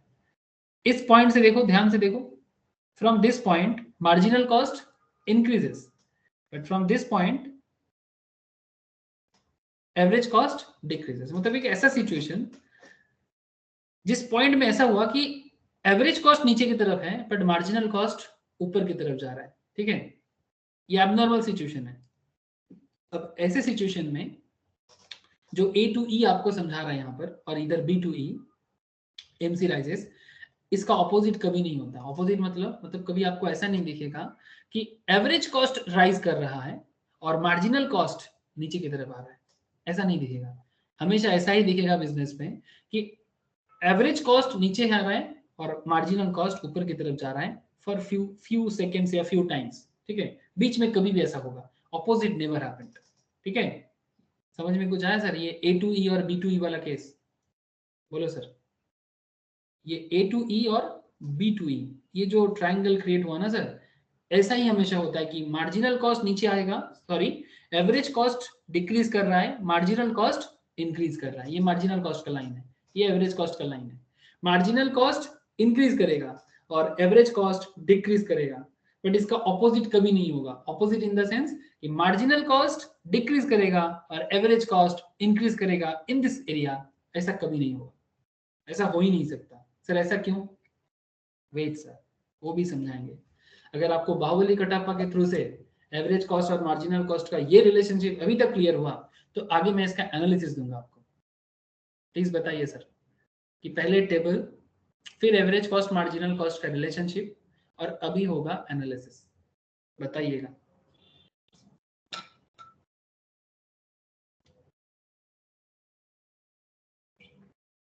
बोलो सर, समझ में आ रहा है? यस और नो?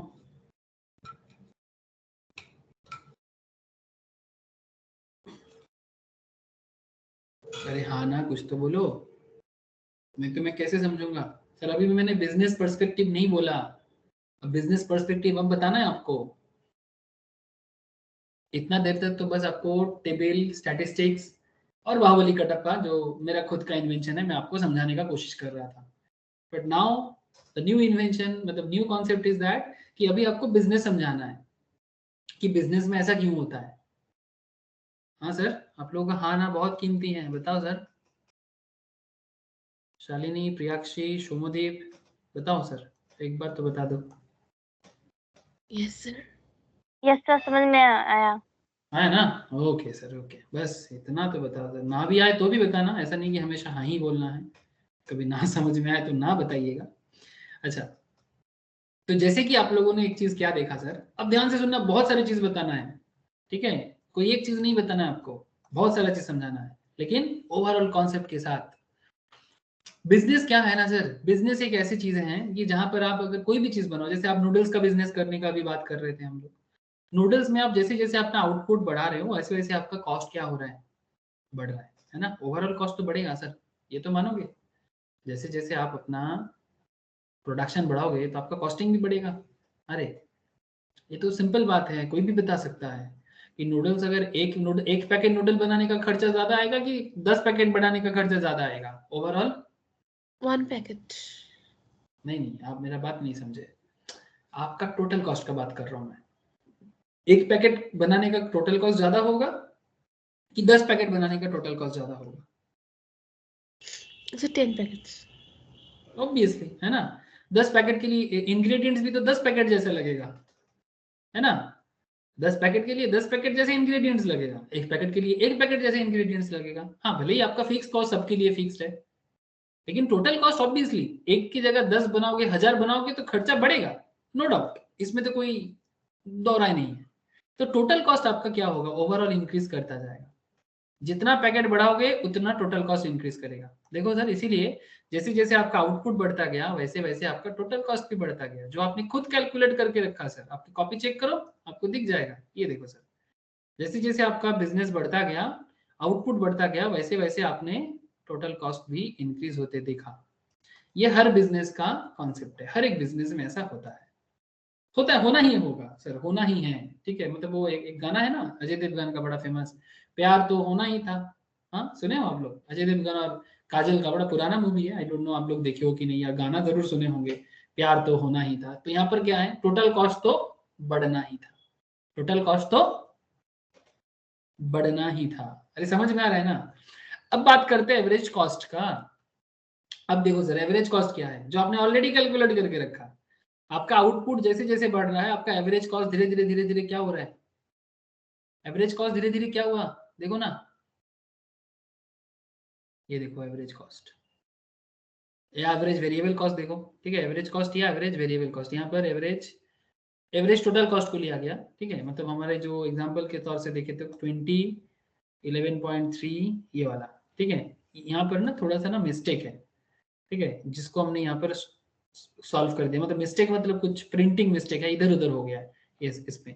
मतलब 20 डिवाइडेड बाई 1 करने से 20 डिवाइडेड बाई 1 करने से 20 आता है, बट 34 डिवाइडेड बाई 3 करने से, या 2 कहाँ चला गया, 3 से आ गया ना, बीच में 2 आना चाहिए था, तो 2 का मिसिंग है थोड़ा, ठीक है? ये थोड़ा सा प्रिंटिंग मिस्टेक हो गया यहाँ पर, तो जिसको हमने यहाँ पर सॉल्व कर दिया ना। ये देखो एवरेज कॉस्ट 20, फिर 14, फिर 11.3, फिर 9.5। मतलब मेरा कहने का मतलब है कि जब आप एक यूनिट बना रहे थे तो आपका एवरेज कॉस्ट आ रहा था 20, जैसे आपने 2 यूनिट बना रहे हो, आपका एवरेज कॉस्ट पड़ रहा है 14, 3 यूनिट बनाने का एवरेज कॉस्ट आपका हो गया 11.3, 4 यूनिट बनाने का एवरेज कॉस्ट आ गया 9.5, 5th यूनिट का एवरेज कॉस्ट आ गया 8.4। ध्यान से समझिए सर, 6th यूनिट बनाने का कॉस्ट आ गया 8, 7th यूनिट का कॉस्ट आ गया 8, 7th के बाद आपका एवरेज कॉस्ट बढ़ने मतलब कम होने के बजाय कांस्टेंट हो गया, और 8th ऑनवर्ड्स आपका एवरेज कॉस्ट इंक्रीज होना चालू कर दिया। ऐसा क्यों? हाँ सर, 8th ऑनवर्ड्स आपका कॉस्टिंग बढ़ रहा है, क्यों? कॉस्ट तो कम होना चाहिए ना। बोलो बोलो सर, जो भी समझ में आ रहा है बोलो। क्या मैंने जानबूझ के बढ़ा दिया? अरे नहीं, ये रियल में बिजनेस में ऐसा होता है, रियल बिजनेस में ऐसा होता है सर। ऐसा इसलिए, जैसे मानो कोई भी मशीन को एक सर्टेन लेवल तक चलाओ, तो वो मशीन आपको सर्टेन लेवल तक बहुत अच्छा प्रोडक्शन कैपेसिटी है उसका, ऑप्टिमम यूटिलिटी होता है उसका। लेकिन जब उसका कैपेसिटी क्रॉस हो जाए ना, उसके बाद अगर आप ज़्यादा उस मशीन को यूज़ करोगे तो उसका कुछ ना कुछ खराब हो जाएगा। हाँ सर, या तो जैसे मानो ना कोई एक कार, ठीक है, कोई एक कार या फिर कोई एक बाइक, ठीक है, आप लोग तो कार बाइक का नॉलेज रखते हो। कार बाइक शुरू में जितना पेट्रोल कंजम्पशन देता है, धीरे धीरे उसका कंजम्पशन क्या हो जाता है पेट्रोल डीजल का। स्टार्टिंग 2-3 साल बहुत अच्छा पेट्रोल डीजल कंजम्पशन देता है, इंजन भी बहुत अच्छा काम करता है तब। लेकिन 4 साल 5 साल बाद उसका धीरे धीरे ऑयल कंजम्पशन बढ़ जाता है कि नहीं बढ़ जाता? अरे अरे बोलो, ऐसा होता है कि नहीं होता? तब बंदा क्या करता है, बिजनेसमैन या फिर कोई भी इंसान, वो बोलते हैं कि मैं गाड़ी चेंज कर लूंगा क्योंकि बहुत ज्यादा तेल खा रहे हैं आजकल। ऐसा बोलते कि नहीं बोलते? सोमदीप बोलो, ऐसा बोलते कि नहीं बोलते? हाँ सर। है ना? तो एग्जैक्टली हाँ। रियल बिजनेस में ऐसा ही होता है। ठीक है, आप जो मशीन यूज करते हो, स्टार्टिंग 7-8 यूनिट तक वो मशीन आपको बहुत अच्छा फंक्शन किया, बट अगर आप 8-9 यूनिट तक जा रहे हो ना, धीरे धीरे उसका कॉस्ट फिर से बढ़ता जाएगा। इसीलिए क्या कंक्लूजन निकलता है यहाँ से कि एवरेज कॉस्ट फर्स्ट डिक्रीजेस। ठीक है, एवरेज कॉस्ट पहले डिक्रीज करेगा, फिर कांस्टेंट हो जाएगा, उसके बाद इंक्रीज करेगा। एवरेज कॉस्ट फर्स्ट डिक्रीज करेगा, फिर से देखो यहाँ पर दिखा रहा हूँ एवरेज कॉस्ट, ये देखो सर, ये एवरेज कॉस्ट का लाइन था, पहले डिक्रीज किया, फिर कांस्टेंट हो गया, फिर इंक्रीज करना चालू कर दिया। ठीक है, अब यहां से भी देख सकते हो एवरेज कॉस्ट स्टार्टिंग में डिक्रीजिंग, फिर कांस्टेंट हो गया, फिर इंक्रीज करना चालू कर दिया। सर मार्जिनल कॉस्ट का भी खेल वैसा ही रहा। ठीक है, मार्जिनल कॉस्ट का भी खेल कुछ वैसा ही रहा, बट थोड़ा अलग। देखो, मार्जिनल कॉस्ट पहले डिक्रीज किया, धीरे धीरे डिक्रीज करता गया, उसके बाद मार्जिनल कॉस्ट इंक्रीज हो गया।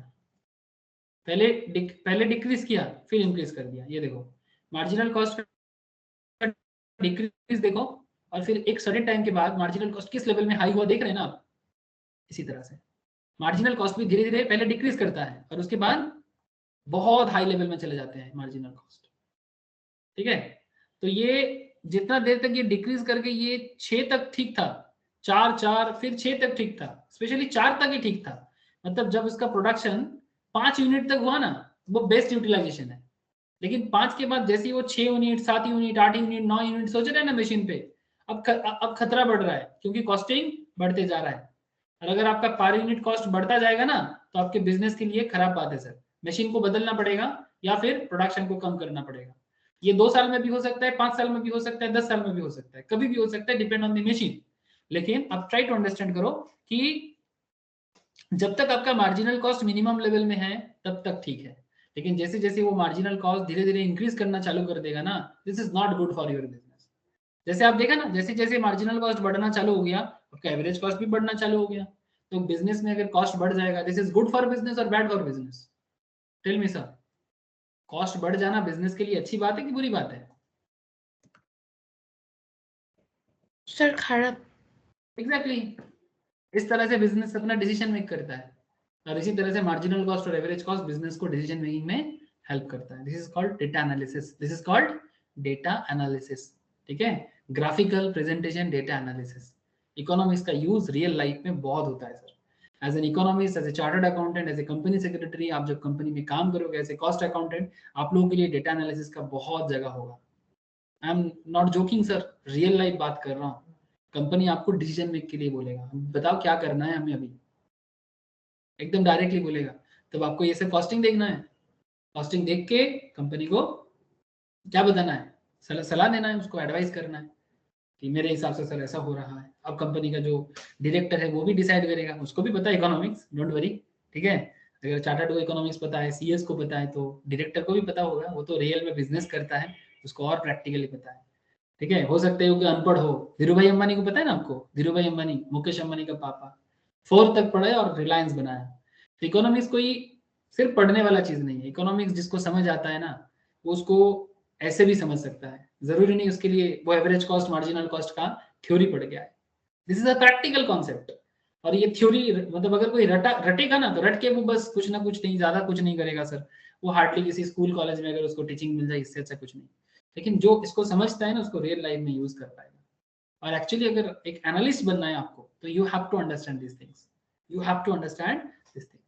इसीलिए देखो स्टार्टिंग में एवरेज कॉस्ट मार्जिनल कॉस्ट से क्या है, इंक्रीज ज्यादा है। एवरेज कॉस्ट देखो, एवरेज कॉस्ट का साइज बड़ा कंपेयर टू मार्जिनल कॉस्ट, जो मैंने आपको पहले ही बता दिया, दिखा दिया कि नहीं दिया आपको, जब मैं रिलेशनशिप बताया आपने देखा ना कि एवरेज कॉस्ट ज्यादा है मार्जिनल कॉस्ट से, है ना, आपने देखा। और बाहुबली का टप्पा मैं और फिर से नहीं बताऊंगा।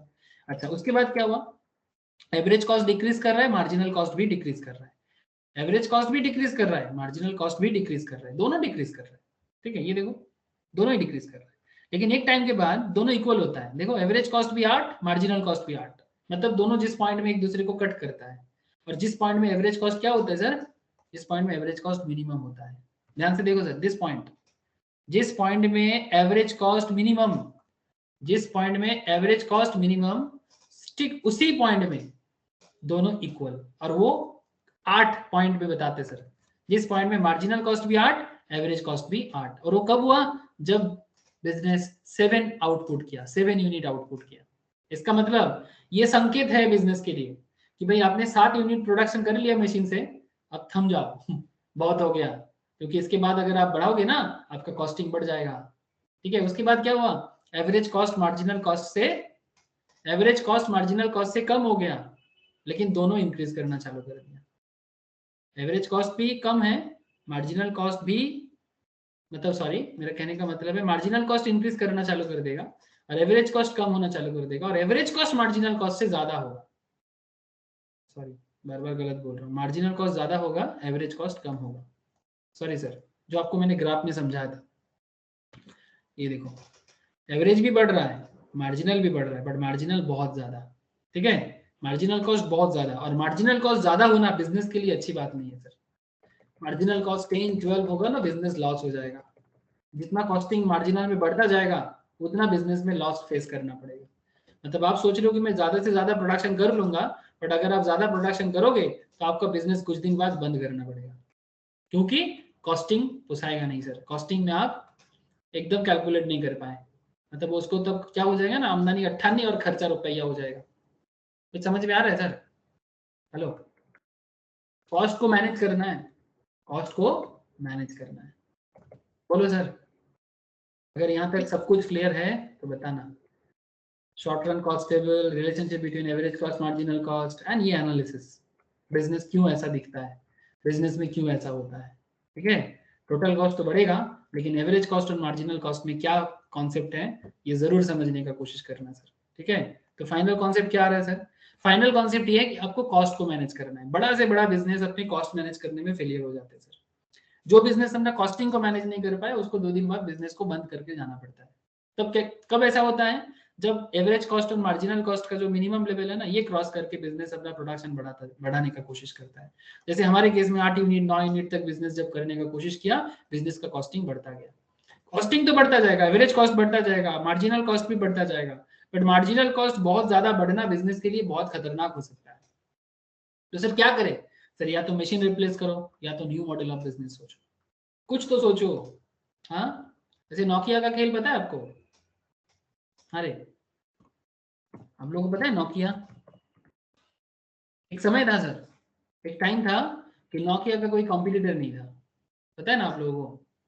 हाँ, 2004, 5, 6, 7, 8, 9, 10, ठीक है, नोकिया का कोई कॉम्पिटिटर नहीं था।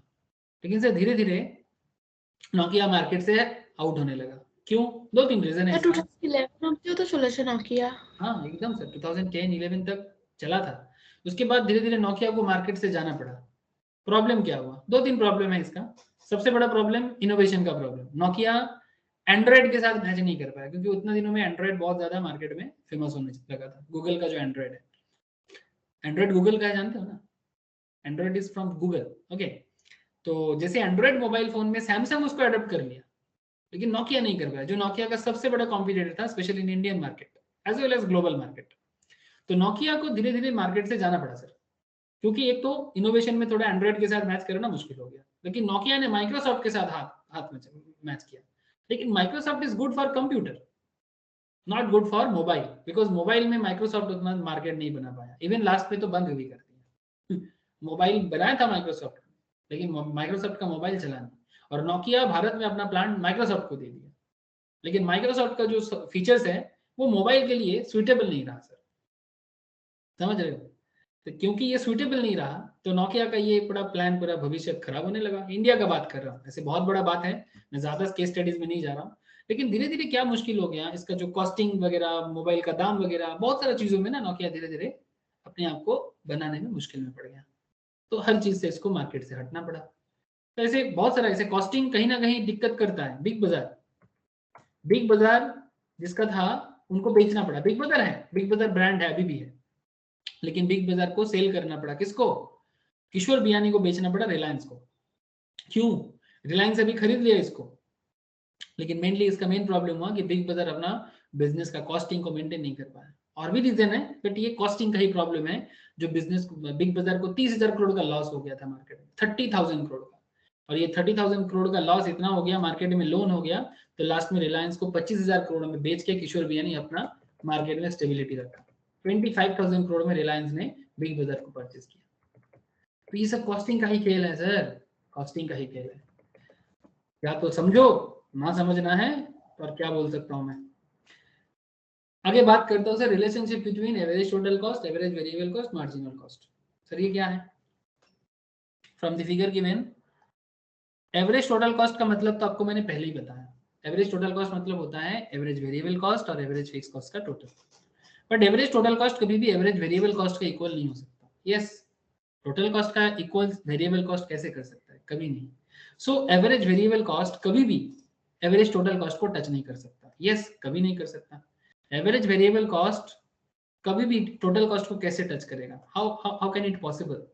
आप लोगों ने यहाँ पर ये देखो सर, आपने यहाँ पर एवरेज वेरिएबल कॉस्ट भी ड्रॉ किया और आपने यहाँ पर एवरेज टोटल कॉस्ट भी ड्रॉ किया, ठीक है? एटीसी, टीएफसी, टीबीसी, टीसी, हाँ एटीसी, ये वाला ले लो। एवरेज टोटल कॉस्ट भी आपने ड्रॉ किया और एवरेज वेरिएबल कॉस्ट भी आपने ड्रॉ किया। अब दोनों एक तो नहीं हो सकता, ठीक है?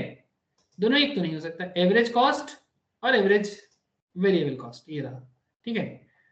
एटीसी मतलब एवरेज टोटल कॉस्ट और एबीसी मतलब एवरेज वेरिएबल कॉस्ट, तो दोनों अलग है, दोनों का कैलकुलेशन भी अलग है, तो एक दूसरे को टच नहीं कर सकता। और एक बात है sir, MC cuts to ATC, marginal cost average total cost को कट करता है एंड एबीसी को भी कट करता है मिनिमम पॉइंट में।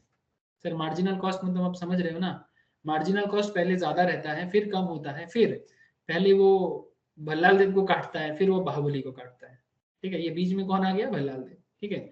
तो यहाँ पर point is very simple sir, MC cuts ATC, ATC मतलब average total cost, MC cuts ATC and average variable from its minimum point. मतलब जब टोटल कॉस्ट अपने मिनिमम में, जब वेरिएबल कॉस्ट अपने मिनिमम में, तभी मार्जिनल कॉस्ट उसको नीचे से कट करता है। तो ये बात याद रखिएगा, इसको बोलते हैं सर एटीसी, एबीसी और एमसी का relationship. Sir it's very same concept, बस बीच में एबीसी आ गया, और एबीसी कभी एटीसी को टच नहीं करे, बिकॉज दोनों सेम नहीं है, बिकॉज दोनों सेम नहीं है। और अगर आप मुझे पूछो कि रिलेशनशिप जस्ट लाइक दिस, जैसे यहाँ पर हुआ है, ठीक जैसे यहाँ पर हुआ है एसी और एमसी का रिलेशनशिप, वैसे ही यहाँ पर भी है। Relationship is just like that, but यहाँ पर बस बीच में एक एक्स्ट्रा आ गया, एवरेज वेरिएबल कॉस्ट। तो मार्जिनल कॉस्ट बिजनेस में जो भी वेरिएबल कॉस्ट आता है उसको भी एकदम मिनिमम पॉइंट में कट करता है, लेकिन वेरिएबल कॉस्ट और एवरेज टोटल कॉस्ट कभी एक दूसरे को मैच नहीं कर सकता, बिकॉज दोनों टोटली अलग है। बिकॉज एवरेज टोटल कॉस्ट आता है एवरेज वेरिएबल कॉस्ट और एवरेज फिक्स कॉस्ट को मैच करने से, ठीक है? एवरेज वेरिएबल और एवरेज फिक्स को मैच करने से। तो एवरेज टोटल मतलब वेरिएबल कॉस्ट टोटल कॉस्ट का ही एक पार्ट है ना? तो ये मैच कैसे करेगा?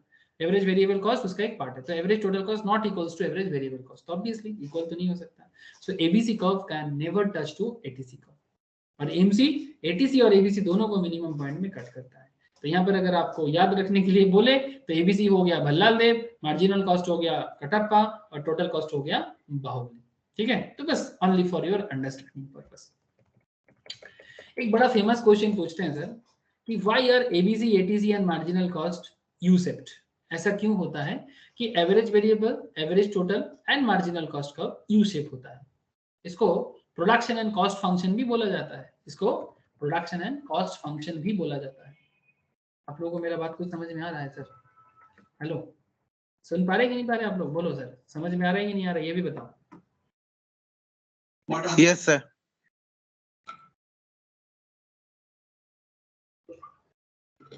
क्या कहता है sir? Why are ABC, ATC and MC curves U shaped? ये जो सारा का सारा कर्व है ना, एबीसी, एटीसी, एमसी, ये सब यू शेप क्यों होता है सर? ये सब एमसी यू शेप होने के पीछे ना रीजन है। ये अगर आप यहाँ पर भी देखो ना, ये देखो यू जैसा है, एग्जैक्टली यू नहीं है बट ऑलमोस्ट यू जैसा ही है। ठीक है, तो यू शेप्ड। ठीक है, ऐसा क्यों होता है? ऐसा क्यों होता है कि ये सब ग्राफ जो है या कार्व जो है ये यू शेप क्यों होता है सर? इसके लिए ना आपको प्रोडक्शन थोड़ा समझना पड़ेगा। जिन लोगों ने प्रोडक्शन क्लास किया उनको थोड़ा हेल्प होगा, जिन्होंने प्रोडक्शन नहीं किया डोंट वरी, मैं उनको प्रोडक्शन क्लास शेयर करूंगा, तो आप प्रोडक्शन के साथ साथ इसको एक बार जरूर मैथ कर लीजिएगा, आपको समझ में आ जाएगा। देखो सर ये बिकॉज किस लिए होता है, बोलते हैं कि it is due to law of variable proportions. ये पूरा का पूरा प्रोडक्शन कॉन्सेप्ट है, लॉ ऑफ वेरिएबल प्रोपोर्शन। उसमें क्या होता है सर? उसमें टोटल प्रोडक्शन होता है, एवरेज प्रोडक्शन होता है और मार्जिनल प्रोडक्शन होता है। तो इसका भी इसी तरह का कॉन्सेप्ट चलता है।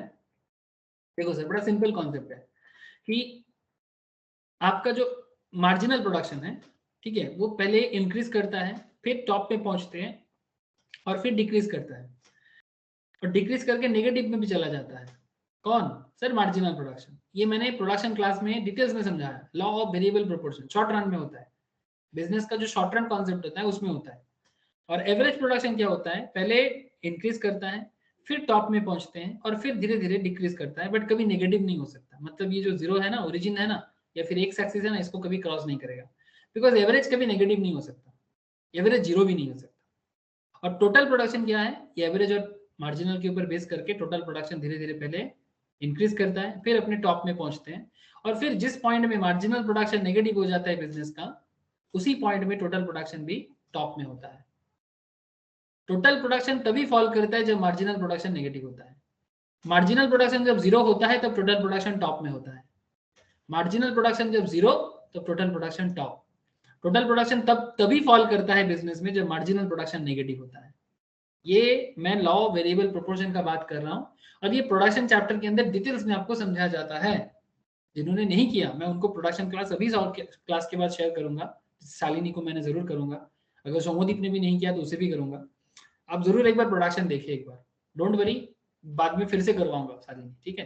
तो तब और एक बार क्लास में रिवीजन हो ओके सर। ठीक है, डोंट वरी, चिंता करना नहीं कि सर मैंने नहीं किया तो मेरा क्या होगा। सर बाद में फिर से लाइव कराऊंगा, लेकिन पहले आपको मैं क्लास शेयर भी कर दूंगा, तो आप उसके साथ मैच कराओगे ना, तो आपको दो बार रिवाइज हो जाएगा। So don't worry for that. लेकिन अभी आपको मैं इस पॉइंट को समझाता हूँ, आप देखो कि आपको समझ में आता कि नहीं। जैसे ये रहा टोटल प्रोडक्शन, ठीक है, ये रहा एवरेज प्रोडक्शन, ये रहा मार्जिनल प्रोडक्शन, और ये नीचे जो ग्राफ है सर, नीचे आया आपका एवरेज टोटल कॉस्ट, और ये रहा आपका मार्जिनल टोटल कॉस्ट। अब इनके साथ इनका क्या रिलेशन है? चलो मैं आपको थोड़ा कोशिश करता हूँ समझाने का। ध्यान से देखो, समझ में जरूर आएगा, लेकिन ध्यान भटका तो समझ में नहीं आएगा। ध्यान नहीं भटकाना है। जिन्होंने प्रोडक्शन नहीं किया उन्हें भी समझ आएगा, और जिन्होंने प्रोडक्शन किया उन्हें तो जरूर आएगा। तो किया भी चलो तभी सही, नहीं भी किया तो भी सही, ये कोई बात थोड़ी ना हुआ सर। जब इंसान को सीखने का इच्छा होता है ना, तो इंसान कैसे भी सीख लेता है। नहीं समझ में आए तो बताना।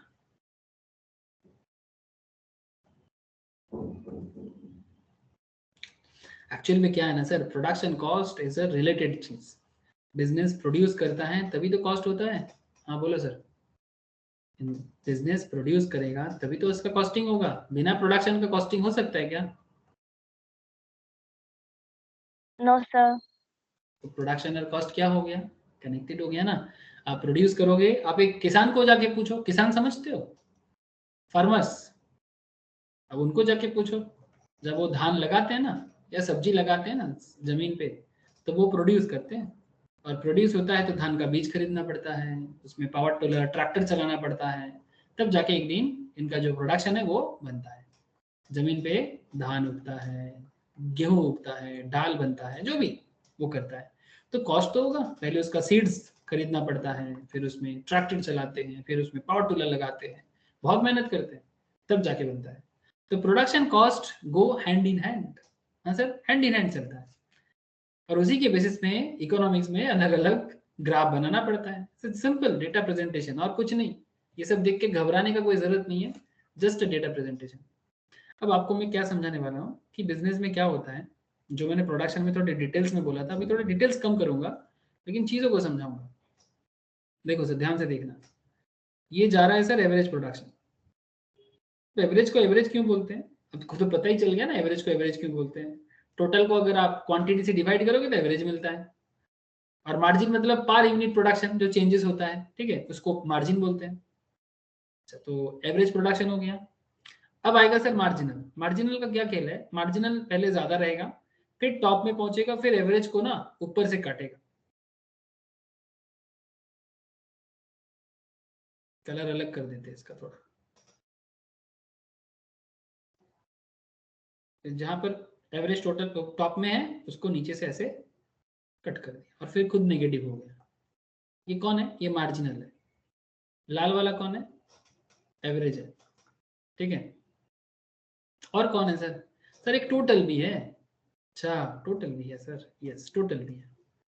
टोटल का क्या खेल है, दोनों बढ़ रहा है तो ये भी बढ़ रहा है, बढ़ते बढ़ते ये एक जगह में जाके थोड़ा सा और सामने करना पड़ेगा। एक सर्टेन टर्म्स के बाद जब ये नेगेटिव हो जाता है ना, ये जीरो में हो जाता है, वहां पर जाके ये फॉल करता है। ट्राई टू अंडरस्टैंड, ठीक है। तो टोटल प्रोडक्शन तब तक मूव करेगा जब तक ये जीरो ना हो जाता, उसके बाद ये फॉल करना चालू करेगा। तब आपको ये दोनों पॉइंट को समझना पड़ेगा, ठीक है। ये है टीपी का मैक्सिमम पॉइंट।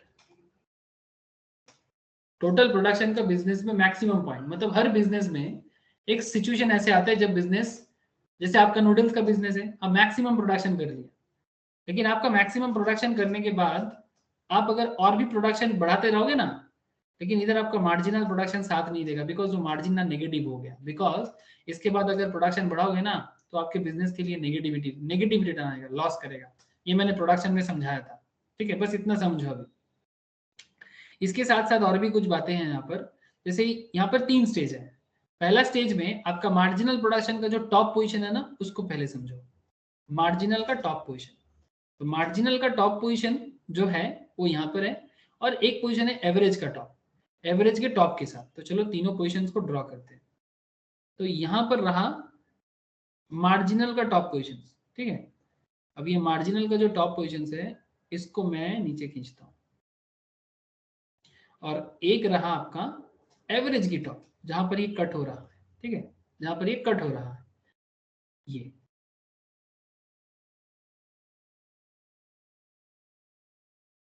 ठीक है सर। देखो मैच कर रहा है ना, एकदम करेगा। इसको भी नीचे खींचते हैं। अब क्या खेल चल रहा है, कॉस्टिंग का क्या है, मैं आपको क्या समझाने का कोशिश कर रहा हूँ। ये जो एवरेज, टोटल, मार्जिनल कॉस्ट, ये सब यू शेप क्यों होता है, ठीक है। यू शेप तो होना ही पड़ेगा रे भाई, यू शेप बिना तो कुछ उपाय नहीं है। बिकॉज मैं आपको अभी समझाऊंगा, थोड़ा पेशेंस रखो, 2 मिनट में समझ में आ जाएगा आपको। देखो जिधर जब जब आपका प्रोडक्शन बढ़ेगा, आप भी मुझे बताओ प्रोडक्शन बढ़ने से कॉस्ट क्या होता है। स्टार्टिंग में ज्यादा रहेगा, उसके बाद धीरे धीरे, बोलो ना सर, जब आप कोई भी चीज प्रोड्यूस करते हो शुरू में कॉस्ट ज्यादा, फिर एक टाइम आएगा ना जब आपका कॉस्ट क्या हो जाएगा, मिनिमम होगा, उसके बाद फिर से कॉस्ट बढ़ना चालू हो जाएगा। ऐसा रियल में होता है सर, आप बात को समझा करो, ऐसा रियल में बिल्कुल होता है। जैसे ये हर एक केस में होता है, कॉस्ट एक मिनिमम पॉइंट में आएगा, फिर मिनिमम पॉइंट में आने के बाद वो फिर से बढ़ना चालू होगा। तो ये मार्जिनल कॉस्ट कर्व है, ये मार्जिनल कॉस्ट कर्व है, ठीक है। और एवरेज कॉस्ट को भी, एवरेज टोटल कॉस्ट को भी ड्रॉ कर देते हैं, उसको भी एक मिनिमम पॉइंट से लाते हैं ऊपर से, फिर एक पॉइंट में बाद वो जिस जहां पर कट कर रहे हैं ना उस पॉइंट में, तब एक काम करते हैं इस पॉइंट को कर देते हैं।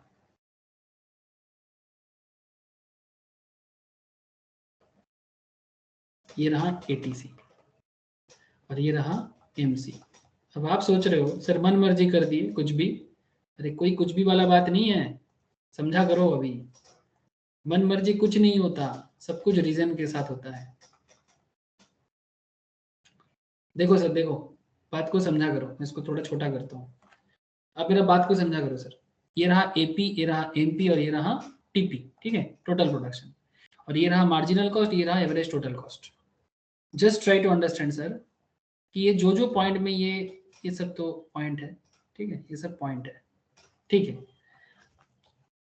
सर मुझे आप बताना, जब आपका प्रोडक्शन इंक्रीज होता है स्टार्टिंग में, ठीक है, जैसे आपने नूडल्स फैक्ट्री बनाया था, ध्यान से बताना, स्टार्टिंग में जब आपने नूडल्स बनाना चालू किए, आपका कॉस्ट ज्यादा हो रहा था कि कम हो रहा था? अभी आपने कॉस्टिंग देखा, अभी अभी आपने कॉस्टिंग ड्रॉ भी किया, आपने कैलकुलेशन भी किया, देखो तो एक बार टोटल कॉस्ट स्टार्टिंग में इंक्रीज, फिर धीरे धीरे धीरे धीरे टोटल कॉस्ट तो बढ़ा, बट आपका एवरेज कॉस्ट क्या हुआ? एवरेज कॉस्ट धीरे धीरे क्या हुआ, कम हुआ कि नहीं हुआ? देखो ना एक बार सर, एवरेज कॉस्ट आपका धीरे धीरे कम हुआ कि नहीं हुआ? Please tell me. 2 मिनट पहले ही आपको मैं समझाया था। किसी को मेरा आवाज नहीं आ रहा है क्या?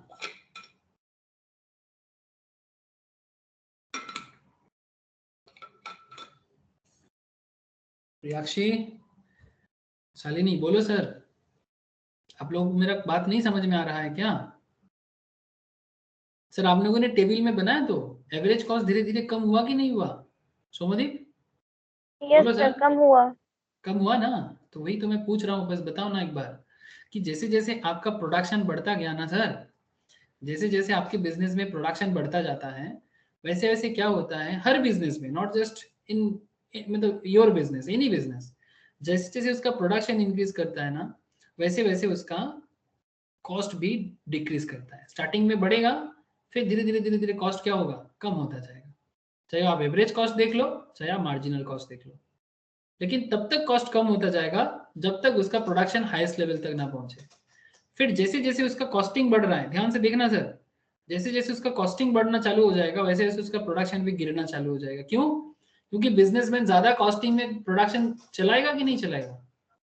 अगर कॉस्ट इंक्रीज कर जाएगा तो क्या आप प्रोड्यूस करते जाओगे?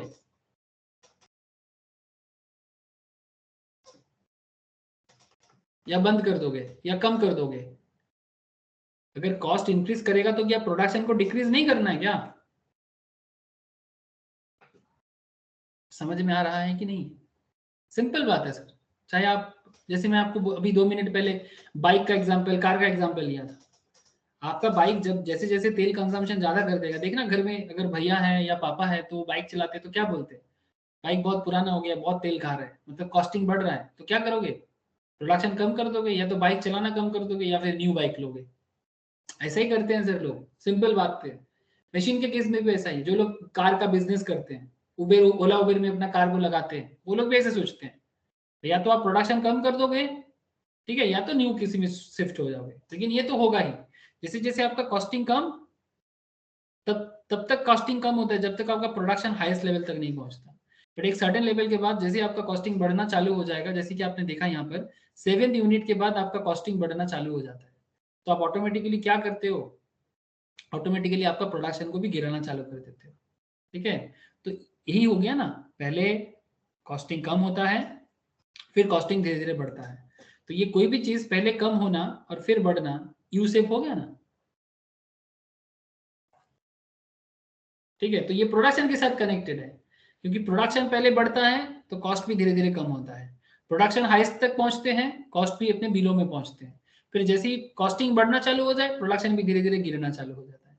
Same to same for average production also. Average production भी पहले बढ़ना चालू किया, जैसे जैसे एवरेज प्रोडक्शन बढ़ गया वैसे वैसे एवरेज कॉस्ट भी बढ़ना, टोटल प्रोडक्शन कॉस्ट प्रोडक्शन भी सेम टू सेम। ठीक है, टोटल भी बढ़ रहा है, एवरेज भी बढ़ रहा है, एवरेज टोटल कॉस्ट भी धीरे धीरे गिर रहा है, अपने मिनिमम में पहुंचा।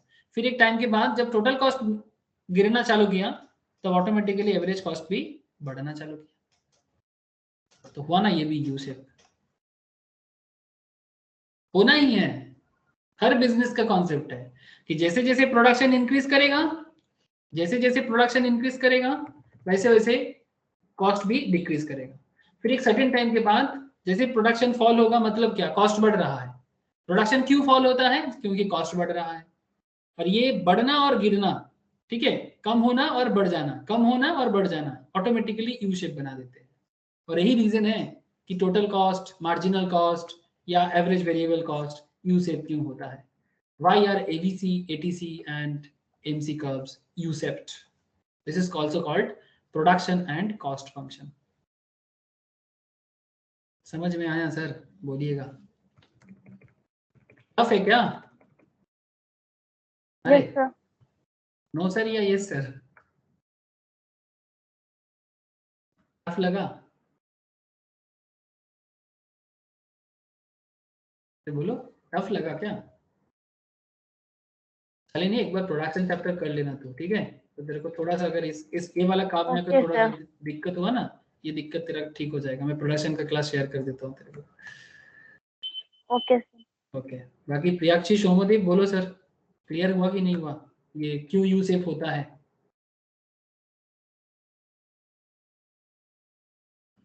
नेक्स्ट क्लास में मैं आप लोगों को ये वाला बताऊंगा, ये एनवेलप का प्लानिंग कर्व, ठीक है? शॉर्ट रन प्लानिंग कर्व बोलते हैं, एनवेलप बोलते हैं, ठीक है? कटोरा जैसा हो जाता है, एनवेलप कर्व के नाम से जाना जाता है, प्लानिंग कर्व के नाम से जाना जाता है, ठीक है? आई विल डिस्कस नेक्स्ट क्लास। एक साथ सब बता दूंगा ना, आप लोगों का दिमाग से ऊपर चला जाएगा, इसलिए नहीं बोल रहा हूँ, ठीक है? तो प्लीज एक बार गो थ्रू कर लेना, जितना मैंने पढ़ा है उतना जरूर गो थ्रू करें। और करने के बाद, पहले क्लास में भी बोला, फिर से बोल रहा हूँ, बहुत सारे मल्टीपल चॉइस क्वेश्चन दिया हुआ है हर चैप्टर के एंड पे। मैं एमसीक्यू, मतलब ये इकोनॉमिक्स नोट्स अलग से भी दिया, और आईसीएसआई का मटेरियल भी, जिन लोगों का सीएस का एग्जाम है उनको मैं शेयर भी किया, और जिनको सीएस नहीं है, सीए का है, वो सीए के मटेरियल से देखे, जिनका सीएस का है वो सीएस का मटेरियल भी देखे, और मेरा मैट भी देखे, ठीक है? अब वहाँ से प्रैक्टिस करें और समझे चीज़ों को कि क्या चल रहा है, क्या हो रहा है। Next class theory of cost का जो बाकी पार्ट है वो कंप्लीट करूंगा, और फिर मार्केट और रेवेन्यू में जाऊंगा। जिन लोगों का सामने एग्जाम है उनको मैं मार्केट और रेवेन्यू ऑलरेडी शेयर कर दिया, आप लोग जरूर देख लीजिएगा, ठीक है सर?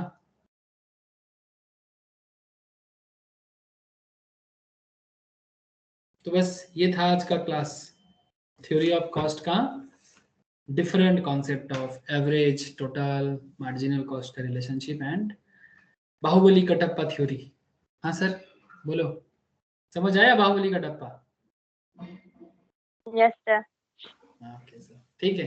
अब जैसे धीरे धीरे आगे प्रैक्टिस करते जाओगे और भी समझ में आता जाएगा सर, ठीक है? Don't worry.